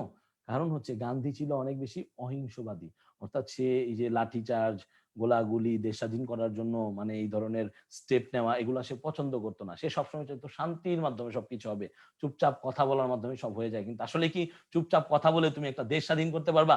চুপচাপ কথা বলে তুমি কি শত্রুর হাত থেকে তোমার দেশকে মুক্তি দিতে পারবা? আমাদের মুক্তিযুদ্ধে আমরা যদি রক্ত আমরা না বাহিত করতাম, আমাদের যেই মহান মুক্তিযুদ্ধরা যদি তাদের জীবন মানে ত্যাগ না করতো, তাদের আত্মত্যাগ না থাকতো, তাহলে কি আমরা আজকে এই স্বাধীন দেশে বসবাস করতে পারতাম? কখনোই না। যাই হোক, এই ধরনের বিভিন্ন কারণে তার সাথে মতভেদ হয় এবং দা কংগ্রেস হাই কমান্ডের সাথেও তার কি হয়, মতভেদ হয়। He was subsequently placed under house arrest by the British before escaping from India in 1940। সে কি করছিল জানো? 1940-এর দিকে যখন সে তার দেশ মাতৃভূমি ইন্ডিয়া থেকে সে পালাতে নিছিল, তখন তাকে তার ঘরের ভিতরেই অ্যারেস্ট করে ফেলেছিল তৎকালীন যে ব্রিটিশ রুলাররা ছিল। তো মোটামুটি এই লোকটা কিন্তু ভারতের স্বাধীনতাকামী একজন নেতা এবং ওই দেশের ইতিহাসে একজন সেরা নেতা, ঠিক আছে? তো তাকে খুব গভীর শ্রদ্ধা বলে স্মরণ করা হয়। তো তার সম্বন্ধে আমরা একটু জানলাম। তাহলে তার সম্বন্ধে জানলাম, তার সম্বন্ধে একটু কোশ্চেনের অ্যান্সারও দিতে পারবো আশা করি। তো কারা কারা দিতে পারবো হাত তুলি দেখি। তাহলে আমাদেরকে বলছে 3টা ইভেন্ট দেওয়া আছে বা 3টা কলাম বা 3টা ব্লক দেওয়া আছে। কি কি? Who slash what, event slash activity, time slash place. তাহলে আমরা দেখতে পারতেছি যে এখানে আমাদের 3 ধরনের ব্যাপার দেওয়া আছে। কি কি? Who slash what, event slash activity, time slash place. Okay, খেয়াল করো, খেয়াল করো, এটার অ্যান্সার যে দিতে পারবা, তোমাদের মিনহাজ ভাইয়া কিন্তু আছে, তো তাদের সেই কিন্তু তোমাদের দিয়ে দিবে। কি দিয়ে দিবে? সেই কেয়া কসমেটিক্স এর পক্ষ থেকে মহামূল্যবান গাছ। তাহলে দেখো, সুভাষ চন্দ্র বোস টাইমটা বলছে 19, আচ্ছা এই যে ভুল, 1897 হবে। এটা হবে কি 1897। তাহলে তোমরা বুঝতেই পারতেছো 1897 জানি কি হয়েছিল। এই যে স্ক্রিনের দিকে তাকাও, হয়েছিল ওয়াজবর্ন। দেখি কে অ্যান্সারটা দিতে পারছে, কে অ্যান্সারটা দিতে পারছে? অ্যান্সার দিতে পারছে হচ্ছে, ওকে ওকে, তাহলে অ্যান্সার কিন্তু মোটামুটি দিয়ে ফেলতেছে সবাই। ওয়াজবর্ন অলরেডি একজন দিয়ে দিছে। আচ্ছা, তারপরে দেখি world war two. World war two হচ্ছে টুক প্লেস। কি বলছে? Took place. এইটার টাইম আর প্লেসটা আমাদেরকে জিজ্ঞেস করছে। So world war two took place, সেটার টাইম তো আমরা সবাই কিন্তু জানি যে ওয়ার্ল্ড ওয়ার টু কখন হয়েছিল। মূলত 1939 থেকে শুরু হয়েছিল ওয়ার্ল্ড ওয়ার টু। তাহলে 1939 টু শেষ হয়েছিল 1945-এ, সেই জাপানে ভয়াবহতা দিয়ে, ঠিক না? জাপানে 2টা বড় পারমাণবিক বোমা ছাড়ছিল আমেরিকা পার্ল হারবার আক্রমণ করার পরে। সো আমরা মোটামুটি বুঝতে পারতেছি যে এইখানে কি হবে। এইখানে হবে world war two took place 1939 to 1945। আচ্ছা দেখি কারা কারা অ্যান্সারটা সঠিক দিতে পারছে। যারা যারা সঠিক দিতে পারছে, আচ্ছা আব্দুল্লাহ আল কাফি, ওয়েলকাম ভাইয়া, সঠিক অ্যান্সার দিছে মির্জা, SH ইশরাক দিছে, এন্ড ইব্রাহিম দিছে, ফাহমিদা হোসনা দিছে। ওকে আব্দুল্লাহ, তুমি থাকো আমাদের সাথে, আমরা চাই তুমি থাকো এবং তুমিও অ্যান্সার দাও, ঠিক আছে? ওকে, সো দেখো আবিদা সুলতানাও অ্যান্সার সঠিক দিছে 1939 থেকে 1945। রোকেয়া বেগম সঠিক অ্যান্সার দিছে, থ্যাংক ইউ। 3 নাম্বারটা কি হবে? হি কংগ্রেস প্রেসিডেন্ট ড্যাশ। তো আমরা কিন্তু অলরেডি যদি একটু প্লেস ফেরত যাই, দেখতে পারবো যে 2বার সে কংগ্রেসের প্রেসিডেন্ট হয়েছিল। একটা হচ্ছে 1938 আর একটা হচ্ছে 1939। তাহলে তোমরা অলরেডি কিন্তু অ্যান্সার হিসেবে দিয়ে দিবা কি 1938। এখন তোমরা যেটা করবা না, এই যে এন্ড এইভাবে লেখো না তোমরা, এইভাবে এন্ডটা লিখবা না ভাইয়া। কিভাবে লিখবা জানো? এইভাবে লিখবা, এই যে এইভাবে পরীক্ষার হলে। এটা কিন্তু কাটা, এইভাবে লেখা যাবে না। 1938 এন্ড 1939। এখন যদি কোনো ইয়াং টিচার খাতা দেখে তোমাকে অ্যান্সার দিয়ে দিল, বাট অনেক সময় অনেক পুরাতন যারা নিয়মে ক্লাস করাইছে খাতা দেখে বোর্ডের, তারা যদি ভুল করে কেটে দেয় বা তারা যদি অসন্তোষ হয়, আমাদের দরকার নেই এই ধরনের সিম্বলিক রিপ্রেজেন্টেশন, ঠিক আছে? আমরা কি করব, সহজ ভাষায় ইংরেজিতে এন্ড লিখে দিব। Very good. এরপরে দেখি তারপরে কি আছে। তারপরেরটা আছে হচ্ছে ড্যাশ, তার মানে হু অথবা হোয়াট, ইভেন্টটা হচ্ছে কি placed Bose under house arrest. তাহলে কারা করছিল? হু, অ্যান্সারটা হবে কি হু। তো কারা করছিল বলে দাও তো চট করে তোমরা, কারা করছিল? করেছিল হচ্ছে দ্য ব্রিটিশ, দ্য ব্রিটিশ। এই ব্রিটিশের বি কিন্তু বড় হাতের হবে এবং এই দার দিও হচ্ছে মানে টিটা হচ্ছে কি আমার ক্যাপিটাল লেটারে হবে, কারণ হচ্ছে কারণ এটা দিয়ে একটা জাতি বোঝাচ্ছে। সো এই ক্ষেত্রে আমাদেরকে ব্রিটিশ ছোট হাতের তার মানে স্মল লেটারে লেখা যাবে না। Very very good, thank you Abdullah Kafi. Kafi তুমি খুব সুন্দর করে লিখে দেওয়ার জন্য থ্যাংক ইউ। তোমরা এইভাবে কিন্তু কি করবা, তোমরা এইভাবেই লিখবা, তোমরা কিন্তু কিভাবে লিখবা না ওই এনটাকে সিম্বলিক রিপ্রেজেন্টেশন দিবা না। থ্যাংক ইউ ভেরি মাচ ভাইয়া। ওকে দেন আসো কি Subhash Bose died at the age of, তোমরা কিন্তু অলরেডি প্রথমেই পড়েছিলা যে এইজড 48, তাহলে আর কারো কোনো সমস্যা নাই, শুধুমাত্র সংখ্যায় লিখে দিবা 48, তুমি পেয়ে যাবা নম্বরটা। সো আশা করি সবাই এইটুক বুঝতে পারতেছো। রুলস গুলা মনে রাখা খুবই খুবই খুবই জরুরি, ঠিক আছে? কানিস সঠিক অ্যান্সার দিছে, পারুল 48, very good, nice answer. Sumaiya দিছে সঠিক অ্যান্সার, শারমিন সঠিক অ্যান্সার, সবাই সঠিক অ্যান্সার দিচ্ছে, কারণ আমরা সবাই মোটামুটি জানি কোনটা অ্যান্সার হবে। সো কোনো প্রবলেম নাই। এখন আমরা চলে যাই হচ্ছে এইটা আমি তোমাদেরকে দিব 3 মিনিট, দেখি কে কে অ্যান্সার দিতে পারে। এবং এখানে অলরেডি তোমাদের কাফি ভাইয়া আছে, অলরেডি তোমাদের ভাইয়া মিনহাজ ভাইয়া আছে, তারা কিন্তু এখন দেখবে যে কে কে সঠিক অ্যান্সারটা দ্রুত দিতে পারতেছে এবং তাদের জন্য কিন্তু অবশ্যই স্পেশাল গিফট থাকবেই, কোনো সমস্যা নাই, ঠিক আছে? খেয়াল রাখবা। তো দেখি কে কে অ্যান্সার দিতে পারে। এইখানে কোনো কলামের নাম টাম দেওয়া নাই, সো তুমি তোমার মতো লাইন ক্রিয়েট করে তুমি কি করবা, এই কলামটাকে পূর্ণ করবা। Subhash Chandra Bose dash in India in 1897, কে অ্যান্সার দিছে দ্রুত, আমি দেখতে চাই, আমি তো দেখতেছি, আমার ভাইয়ারাও দেখতেছে, কিন্তু কে অ্যান্সারটা সঠিক দিতে পারে। বোর্ন দিছে একজন এমডি হাসান, না ভাইয়া এমডি হাসান শুধু বোর্ন কি হবে? শুধু বোর্ন হবে না, দেখি তো, ওয়াজ বোর্ন, রাজিবুল ইসলাম সঠিক অ্যান্সার কি হবে? ওয়াজ বোর্ন। 2 নাম্বারটা কি? Dash means respected leader, already তোমাদেরকে পড়াইছি, আমি কিন্তু এখন স্ক্রিনে যাব না, দেখি কে কে মনে রাখতে পারছে রেসপেক্টেড লিডার মানে হচ্ছে কি। আচ্ছা জাওয়াদ যে আসো, ওয়াজটা কিন্তু কি হবে আমাদের খেয়াল রাখতে হবে, স্মল লেটার হবে ভাইয়া, কখনোই কিন্তু কি করবা না ক্যাপিটাল লেটারে লিখবা না। শাহিনাও একই কাজ করছো, লিখার সময় খেয়াল রাখবা। এই মিন্স রেসপেক্টেড লিডার, তোমাদের সময় কিন্তু প্রায় শেষ, কেউ অ্যান্সার এখনো দিতে পারতেছে না, এখন অ্যান্সার আসতেছে না, কি মানে হচ্ছে? ভেরি গুড, ইব্রাহিম বলছে নেতাজি, ভেরি গুড, এইটাই হচ্ছে আমার কাঙ্ক্ষিত answer, Netaji, very very good. তারপরে দেখি তারপরে অ্যান্সার কি, he was made dash, already একজন অ্যান্সার দিয়ে দিছে কংগ্রেস প্রেসিডেন্ট, ভেরি গুড, জেল মানুল তুমি সুন্দর অ্যান্সার দিয়ে দিয়েছো। তবে তোমাকে একটু বলে দেই কংগ্রেস প্রেসিডেন্ট হচ্ছে কি একটা নির্দিষ্ট নাম, এখানে এটা প্রপার নাউন হিসেবে আছে, তাই তোমাকে অবশ্যই কি করতে হবে, এইভাবে লিখতে হবে ভাইয়া, এই ভুলটা আর করবা না প্লিজ। কি করবা, কংগ্রেসের সি বড় হাতের হবে, পিটাও বড় হাতের হবে, ভেরি গুড, এক্সাইটিং। দেখি পরেরটা কি অ্যান্সার দেয়, the British dash bows under house arrest, পরেরটা অ্যান্সার এখনো পাচ্ছি না, সময় কিন্তু শেষের দিকে। পরেরটা অ্যান্সার কে দিতে পারবে দেখি, দ্য ব্রিটিশ কি করবে, বোসকে কি করেছিল, তোমাদের জন্য একটু ফেরত নিয়ে যাই, তারা কি করছিল, subsequently placed under house arrest, তার মানে এখানে অ্যান্সার হবে কি, এখানে অ্যান্সার হবে হচ্ছে প্লেসড, অর্থাৎ the British placed Bose under house arrest. Then শেষেরটা কে পারবে, Subhash Bose died at the age of what, আমরা অলরেডি এটা পড়ে ফেলেছি, অ্যান্সার হবে 48। Shruti Paul thank you very much, Ariya Islam সঠিক অ্যান্সার, এমডি ইব্রাহিম প্লেসড সঠিক অ্যান্সার, কিন্তু প্লেসটার পিটা কি হবে, পিটা হবে ছোট হাতের, খেয়াল রাখবা। আবিদা ঠিক করে লিখছে, মুন্নিয়াটা ঠিক করে লিখছে, big thanks to all of you. এখন আসো, এখন হচ্ছে আমাদের পরবর্তীটা হচ্ছে তোমাদের সবচেয়ে প্রিয় একজন রাইটার নিয়ে। তোমাদের এখানে কারা কারা হুমায়ুন আহমেদকে পছন্দ করো বলো তো, হাত তুলো তোমরা, দেখি এখন একটা শাউট আউট হয়ে যাক যে কারা কারা আমরা হুমায়ুন আহমেদকে পছন্দ করি। আমরা একটু দেখতে চাই কমেন্টে যে কারা কারা আমরা হুমায়ুন আহমেদকে পছন্দ করি। আমরা কি হুমায়ুন আহমেদকে পছন্দ করি, আমরা কি জানি তার সম্বন্ধে? ভেরি গুড, জান্নাতুল বলতেছে আমি, মুনি বলতেছে আমি, ভেরি গুড। আচ্ছা শারমিন এক জায়গায় অ্যারেস্টেড লেখছো, অ্যারেস্টেড হবে না, ওইটা হবে প্লেসড, কারণ তাকে প্লেসড করে তারপরে অ্যারেস্টেড করা হয়েছিল। সো অ্যান্সারটা হবে placed. Monir Hossain very good placed. তাহলে হুমায়ুন আহমেদের সবাই বড় বড় ফ্যান, আমরাও তার অনেক সুন্দর সুন্দর কি দেখছি, মুভি দেখছি, আমরা তার অনেক সুন্দর সুন্দর বই পড়েছি। কেউ কেউ চাইলে বইয়ের নামগুলো লিখে দিতে পারো, তার যেই লেখা বইগুলোর মধ্যে প্রিয় বইগুলা। তো সেই হুমায়ুন আহমেদ স্যার সম্বন্ধে একটু আমরা পড়বো।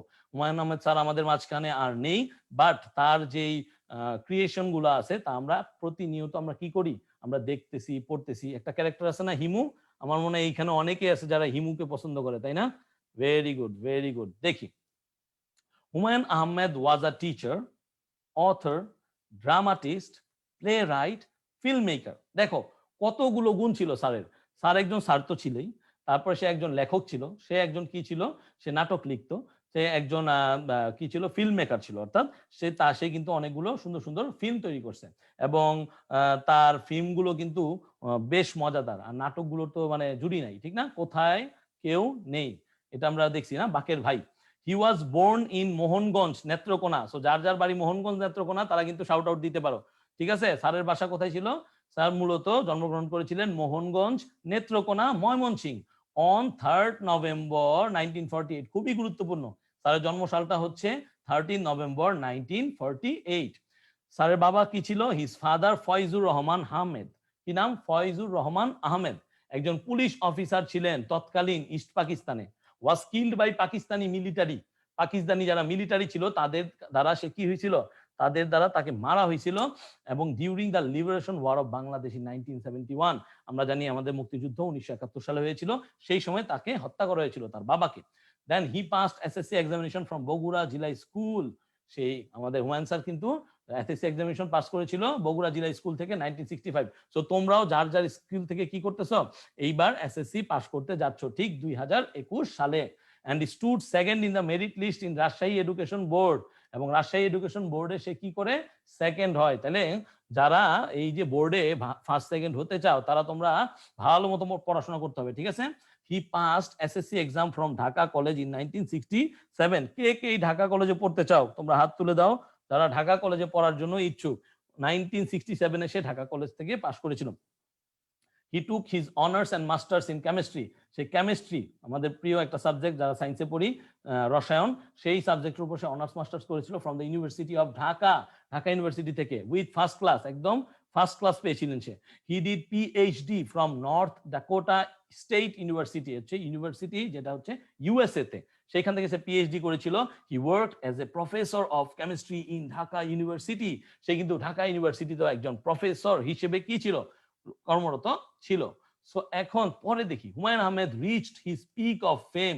সে হচ্ছে খ্যাতির শীর্ষে, পিক অফ ফেম মানে হচ্ছে খ্যাতির শীর্ষে পৌঁছেছিল কবে?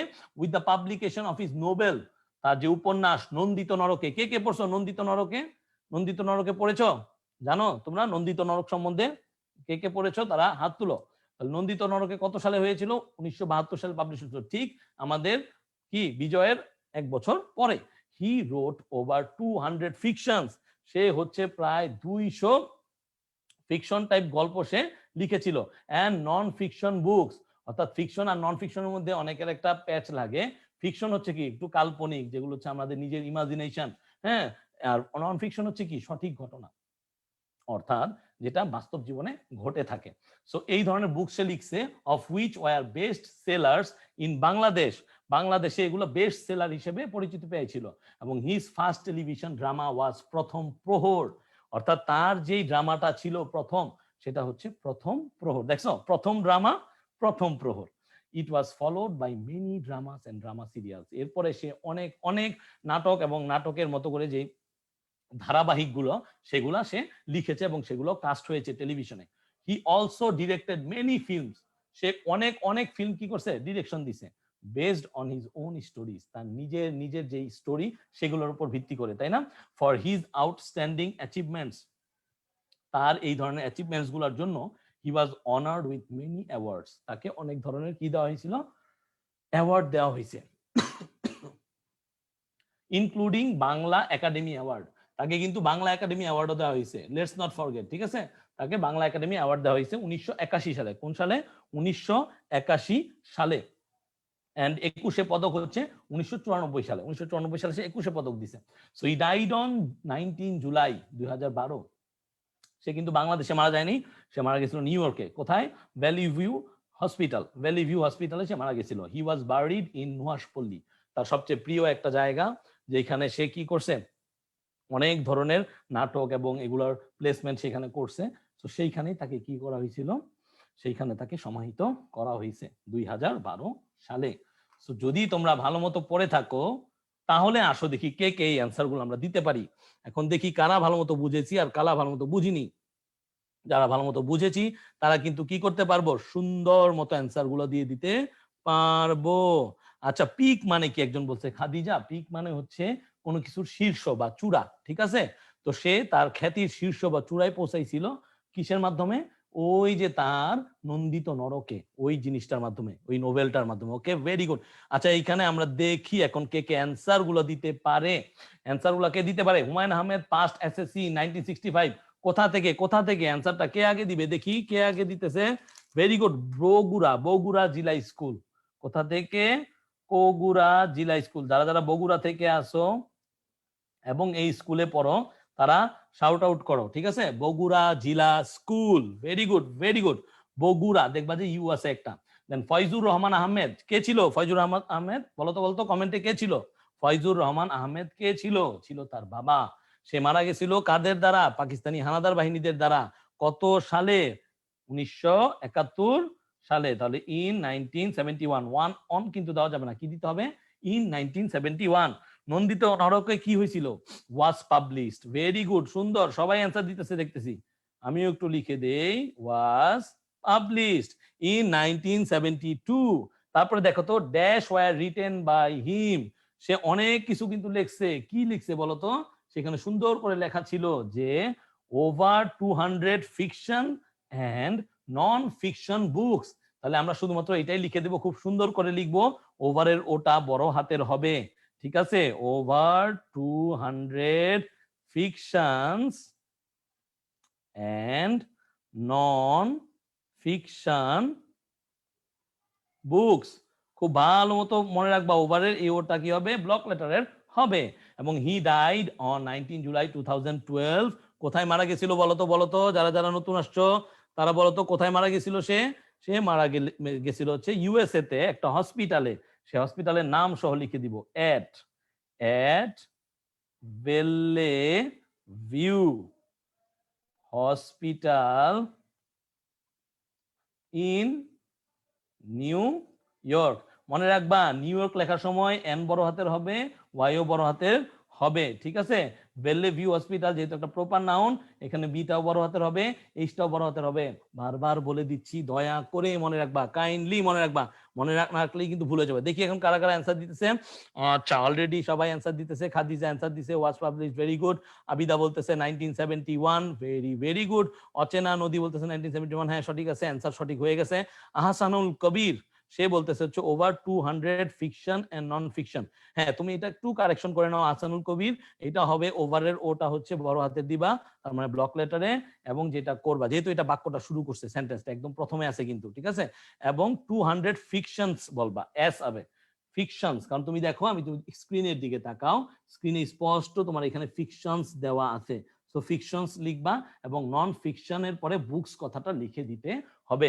বারবার বলতেছি, খুবই সহজ জিনিস, সবাই সুন্দর মতো পারি, সবাই উত্তরগুলো ভালোভাবে দিতে পারি, কিন্তু এদিক ওদিকের ভুলের জন্য যেন কোনোভাবে কোনো নাম্বার কেটে না যায়, এই জিনিসটা কিন্তু আমাদেরকে কি করতে হবে? একটু মেনটেন করতে হবে। সো এরপরে যেটা আছে সে হচ্ছে মুন্সি আব্দুর রউফ। মুন্সি আব্দুর রউফ, তাহলে তার সম্বন্ধে আমরা দেখবো এইভাবে যে সে কি করছে। মুন্সি আব্দুর রউফ কি আমরা সবাই চিনি? কারা কারা মুন্সি আব্দুর রউফের নাম শুনছি দেখি তো, কে কে বলতে পারে? ওকে, একজন বলতেছে জামিলুর, সে হচ্ছে বগুড়া থেকে, ভেরি গুড জামিলুর। আচ্ছা ফাহিম, তুমি অ্যান্সার দিছো হচ্ছে ইউএসএ, কিন্তু একটু খেয়াল রাখবা অ্যান্সার কিন্তু শুধু ইউএসএ হবে না, ঠিক আছে? ইউএসএ হবে না, হবে কি? বেলে view hospital in USA, specially new York দিবা। ইউএসএ আমরা কথাটা বলি নাই, ইউএসএ তোমাদেরকে বোঝানোর জন্য বলেছি, ঠিক আছে? নিউ ইয়র্কের মাহেলা, তুমি কি করবা? মাহেলা, এটা হচ্ছে নিউ ইয়র্কের ওয়াইটা বড় হবে। সোয়াইব বলতেছে নিউ ইয়র্ক, ইয়র্ক বানানটা একটু ভুল হয়েছে, সোয়াইব খেয়াল রাখবা।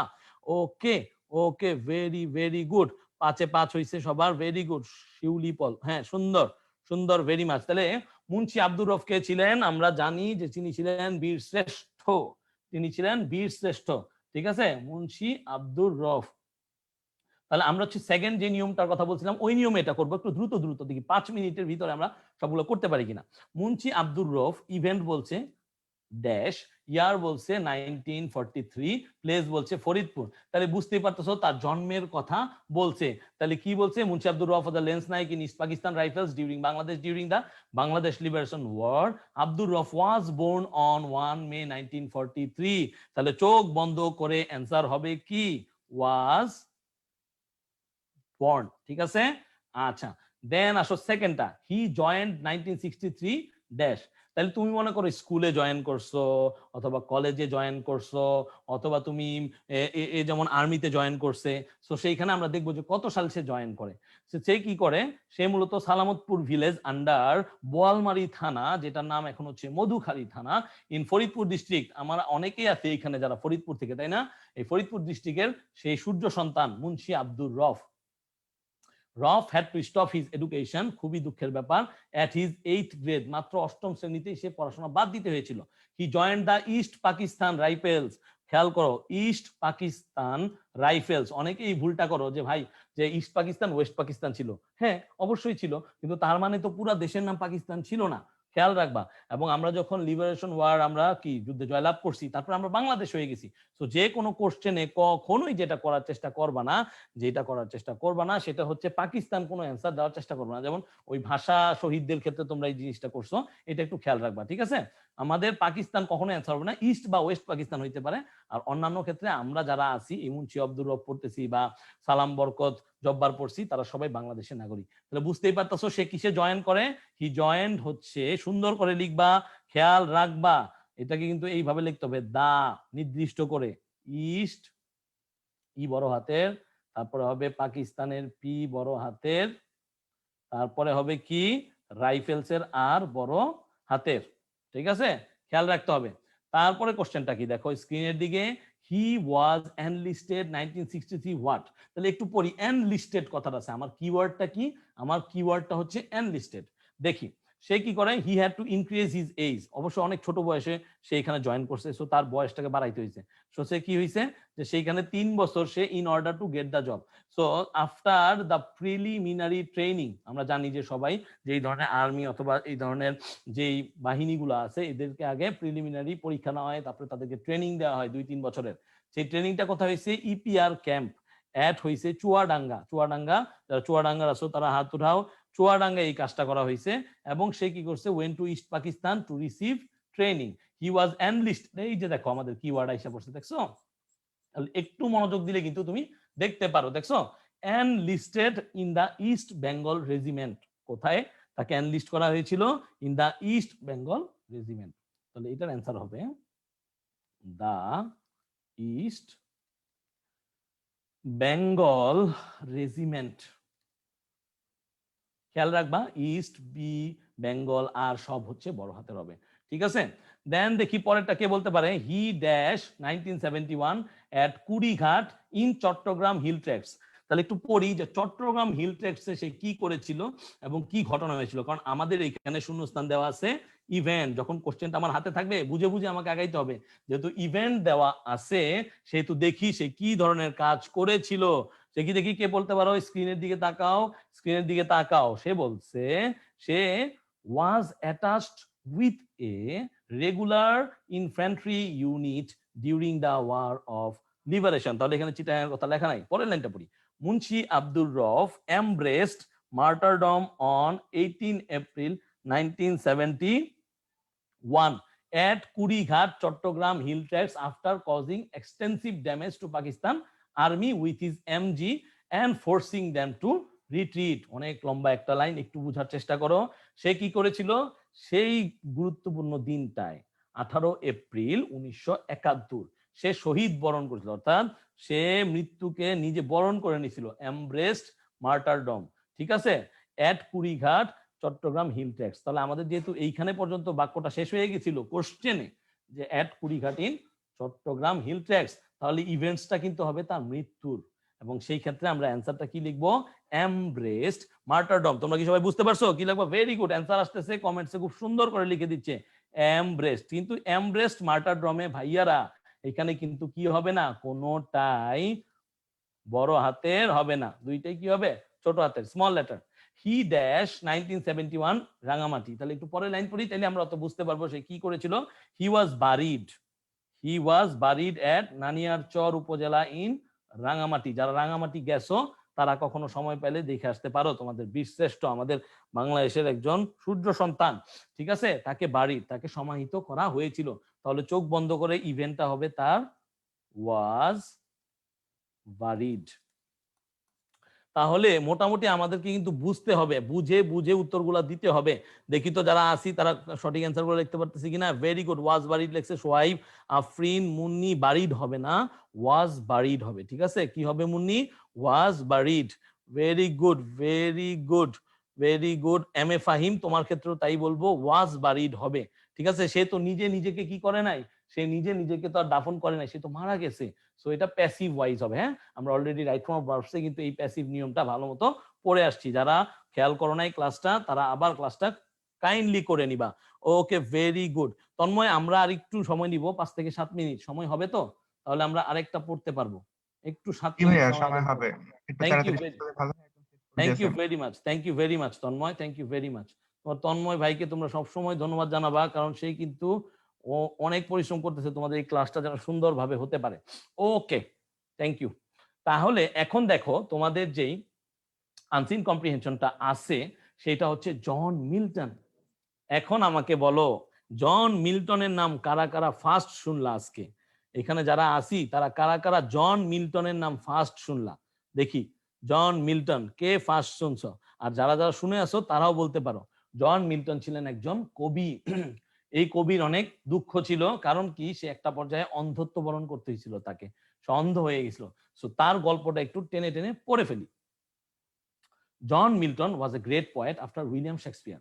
উইলিয়াম শেক্সপিয়ারের পরে যে একজন সেরা কবি ছিলেন জন মিল্টন। যদিও আমরা জানি উইলিয়াম শেক্সপিয়ার ছিলেন একজন গ্রেটার প্লে রাইট, অর্থাৎ সে কিন্তু একজন নির্মাতা ছিল, যে কিন্তু কি করতে পারতো, সে আমাদের তার প্লে রাইটের মাধ্যমে আমাদেরকে মুগ্ধ করছে। তো জন মিল্টন, যার father, his father early decided that Milton would pursue a literary career. তাহলে দেখো, আমাদের বাবা মারা যেমন কি করে, এই তুই ডাক্তার হবি, তুই ইঞ্জিনিয়ার হবি, তোমাদের বলে না, হ্যাঁ, যে তুমি ডাক্তার হইতে হবে, তোকে ইঞ্জিনিয়ার হইতে হবে। হ্যাঁ, তো এইরকম করে সেও তাকে বলে দিছিল তার বাবা, যে তুমি কিন্তু এই সাহিত্যিক হিসেবে আত্মপ্রকাশ করবা। এট দ্য এজ অফ 7, মাত্র 7 বছর বয়সে, in 1615 he got himself admitted into star Palace school. 7 বছর বয়সে সেই স্টার প্যালেস স্কুল নামে একটা স্কুলে অ্যাডমিটেড হয়। বুঝতেই পারতেছো, তোমরা কে কোন বয়সে স্কুল অ্যাডমিটেড হয়েছিলা, জানাই দাও তো দেখি, যে কোন বয়সে তোমরা স্কুলে প্রথম ভর্তি হয়েছ। বাট মিল্টন, কিন্তু Milton could not pay attention, সে মনোযোগ দিতে পারে নাই। চিন্তা করো, সে কি করতে পারে নাই, মনোযোগ দিতে পারে নাই to his studies in this school. ওই পার্টিকুলার স্কুলে, স্টার প্যালেস স্কুলে সে মনোযোগ দিতে পারে নাই। After a couple of years, কিছু বছর পরে, he left the school and studied at saint Paul's school. তাহলে সে কি করছে, কিছু বছর পরে সেই স্কুলটা সে ত্যাগ করছে, এবং সে কি করছে, সেন্ট পলস স্কুল নামে একটা স্কুলে পড়াশোনা শুরু করছে। এবং কত সাল পর্যন্ত পড়ছিল? 1624। বারবার বলছি, সালগুলো মনে রাখতে হবে। ইন দা সাকসিডিং ইয়ার, মানে পরের বছরগুলো, সাকসিডিং মানে কি, সাকসিডিং মানে বোঝাচ্ছে পরবর্তীতে, এবং ইয়ার দিয়ে বোঝাইতেছে বছর। তাহলে পরবর্তী বছরগুলোতে মিল্টন এন্টায়ার্ড ক্রাইস্ট কলেজ, খ্রিস্টানদের কোন একটা কলেজ, ইন ক্যামব্রিজ, যেটা হচ্ছে ইংল্যান্ডে অবস্থিত। হি টুক হিজ এমএ ডিগ্রি, ঠিক আছে, সে এমএ ডিগ্রিটা নেয় এট দ্য এজ অফ 24 বছর বয়সেই, and went to his father's house, এবং তার বাবার বাসায় সে চলে যায়, in the village called Horton. তাহলে একটা জিনিস খেয়াল রাখবা, 24 বছর বয়সে দুইটা ঘটনা ঘটে। কয়টা ঘটনা? দুইটা ঘটনা। একটা হচ্ছে সে এমএ ডিগ্রি নেয়, আরেকটা হচ্ছে সে তার বাবার বাসায় চলে যায়, যার নাম হচ্ছে হর্টন, যে ভিলেজের নাম হচ্ছে হর্টন।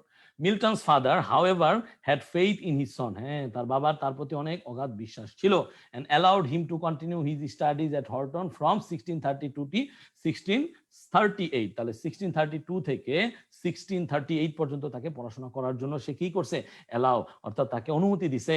ডিউরিং দিস টাইম, সেই সময়টায়, he made himself master of everything, অর্থাৎ সেই সময় এত পড়াশোনা করছে, এত চর্চা করছে, সে নিজেকে একদম মানে সেরা করে তুলছিল।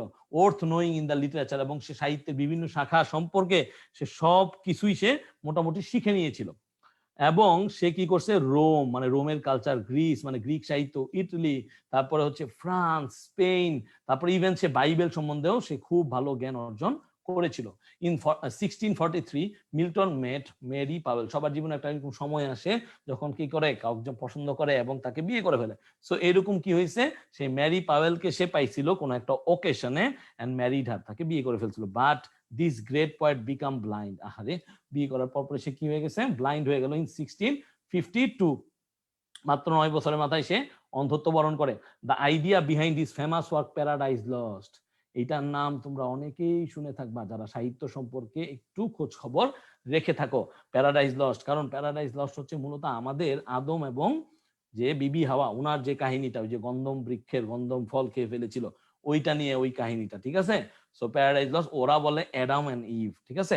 সো সেই প্যারাডাইজ লস্ট পোয়েম, বিখ্যাত পোয়েম, আমি গতকালও সেটা পড়তেছিলাম।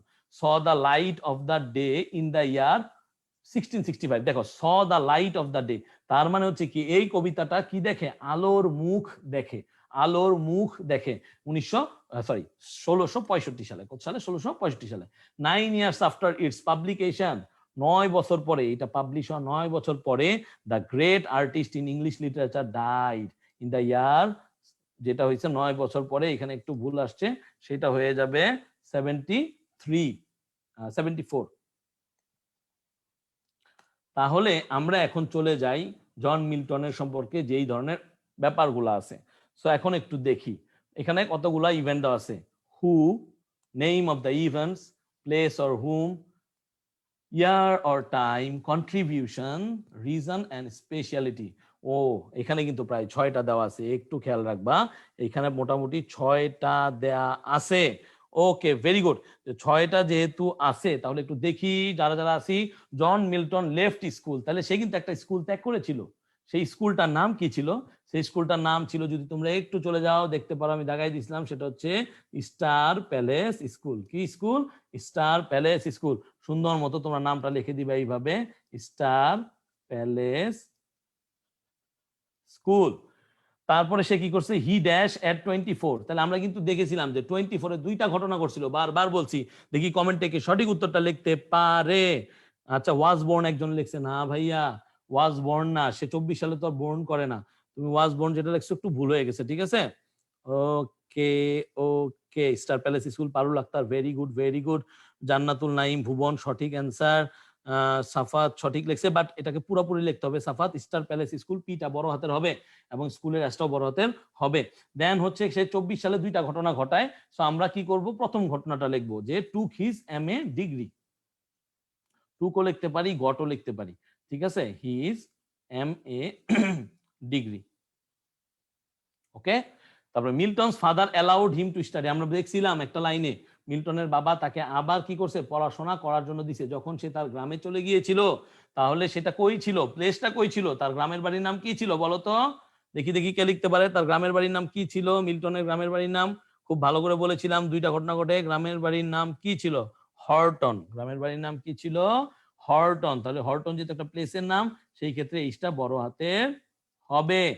আচ্ছা, হি ম্যারিড ম্যারি পাওয়েল, তাহলে নিশ্চয়ই আমরা দেখতেছি ইয়ার অথবা টাইম, যেহেতু ইয়ার অথবা টাইম আছে, তাহলে সেখানে আমরা বুঝতে পারি কত সালে। এখন স্পষ্ট লেখা ছিল সে হচ্ছে 1643 সালে, 1643 সালে ম্যারি, অর্থাৎ সে বিয়ে করেছিল, তাহলে এটা হবে 1643। আর his famous work, his famous work কি ছিল বলতো? হিজ ফেমাস ওয়ার্ক ছিল Paradise Lost, the Paradise Lost. আশা করি সবাই তোমরা অ্যান্সার দিচ্ছ। Yes, very good very very good. Paradise Lost আমরা দিতে পারছি, হর্টন দিছি, 1643 দিছি। Tuhin thank you very much, Naushin thank you very much, Arafat ধন্যবাদ, আসনুল কবির ভেরি গুড। তাহলে মোটামুটি আমরা আজকের ক্লাসের শেষে এসে পড়লাম। সো আমরা আজকের ক্লাসটা মূলত এই জন্য করেছিলাম, সেটা হচ্ছে যে আমরা ইনফরমেশন ট্রান্সফারটা খুব ভালো মতো শিখবো। সো আশা করি তোমরা খুব ভালো করে এটা প্র্যাকটিস করবা, এবং তারপরে যদি কারো কোনো ঝামেলা থাকে, অবশ্যই তোমরা যেটা করবা সেটা হচ্ছে আমাকে জানিয়ে দিবা কমেন্টের মাধ্যমে, অথবা সরাসরি টেক্সট করে। আমি তোমার প্রবলেমগুলো সলভ করে দেওয়ার চেষ্টা করব। এবং সবাই মনোযোগ দিয়ে পড়াশোনা করতে থাকো। দেখা হবে পরবর্তী ক্লাসে। এবং যাওয়ার আগে যারা যারা প্যারাডাইজ লস্টের PRL টাকে ছোট করে লিখতেছো, কাইন্ডলি বলে দেই এটা কিন্তু একটা কবিতার নাম। সো এটাকে তোমার কি করতে হবে, ব্লক লেটারে লিখতে হবে। সবাই ভালো থাকো।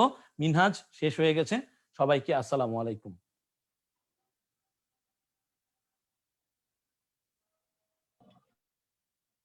পর্যন্তই। তো আগামী ক্লাসে সবাইকে আমন্ত্রণ জানিয়ে আমরা শেষ করছি এখানে। আসসালামু আলাইকুম।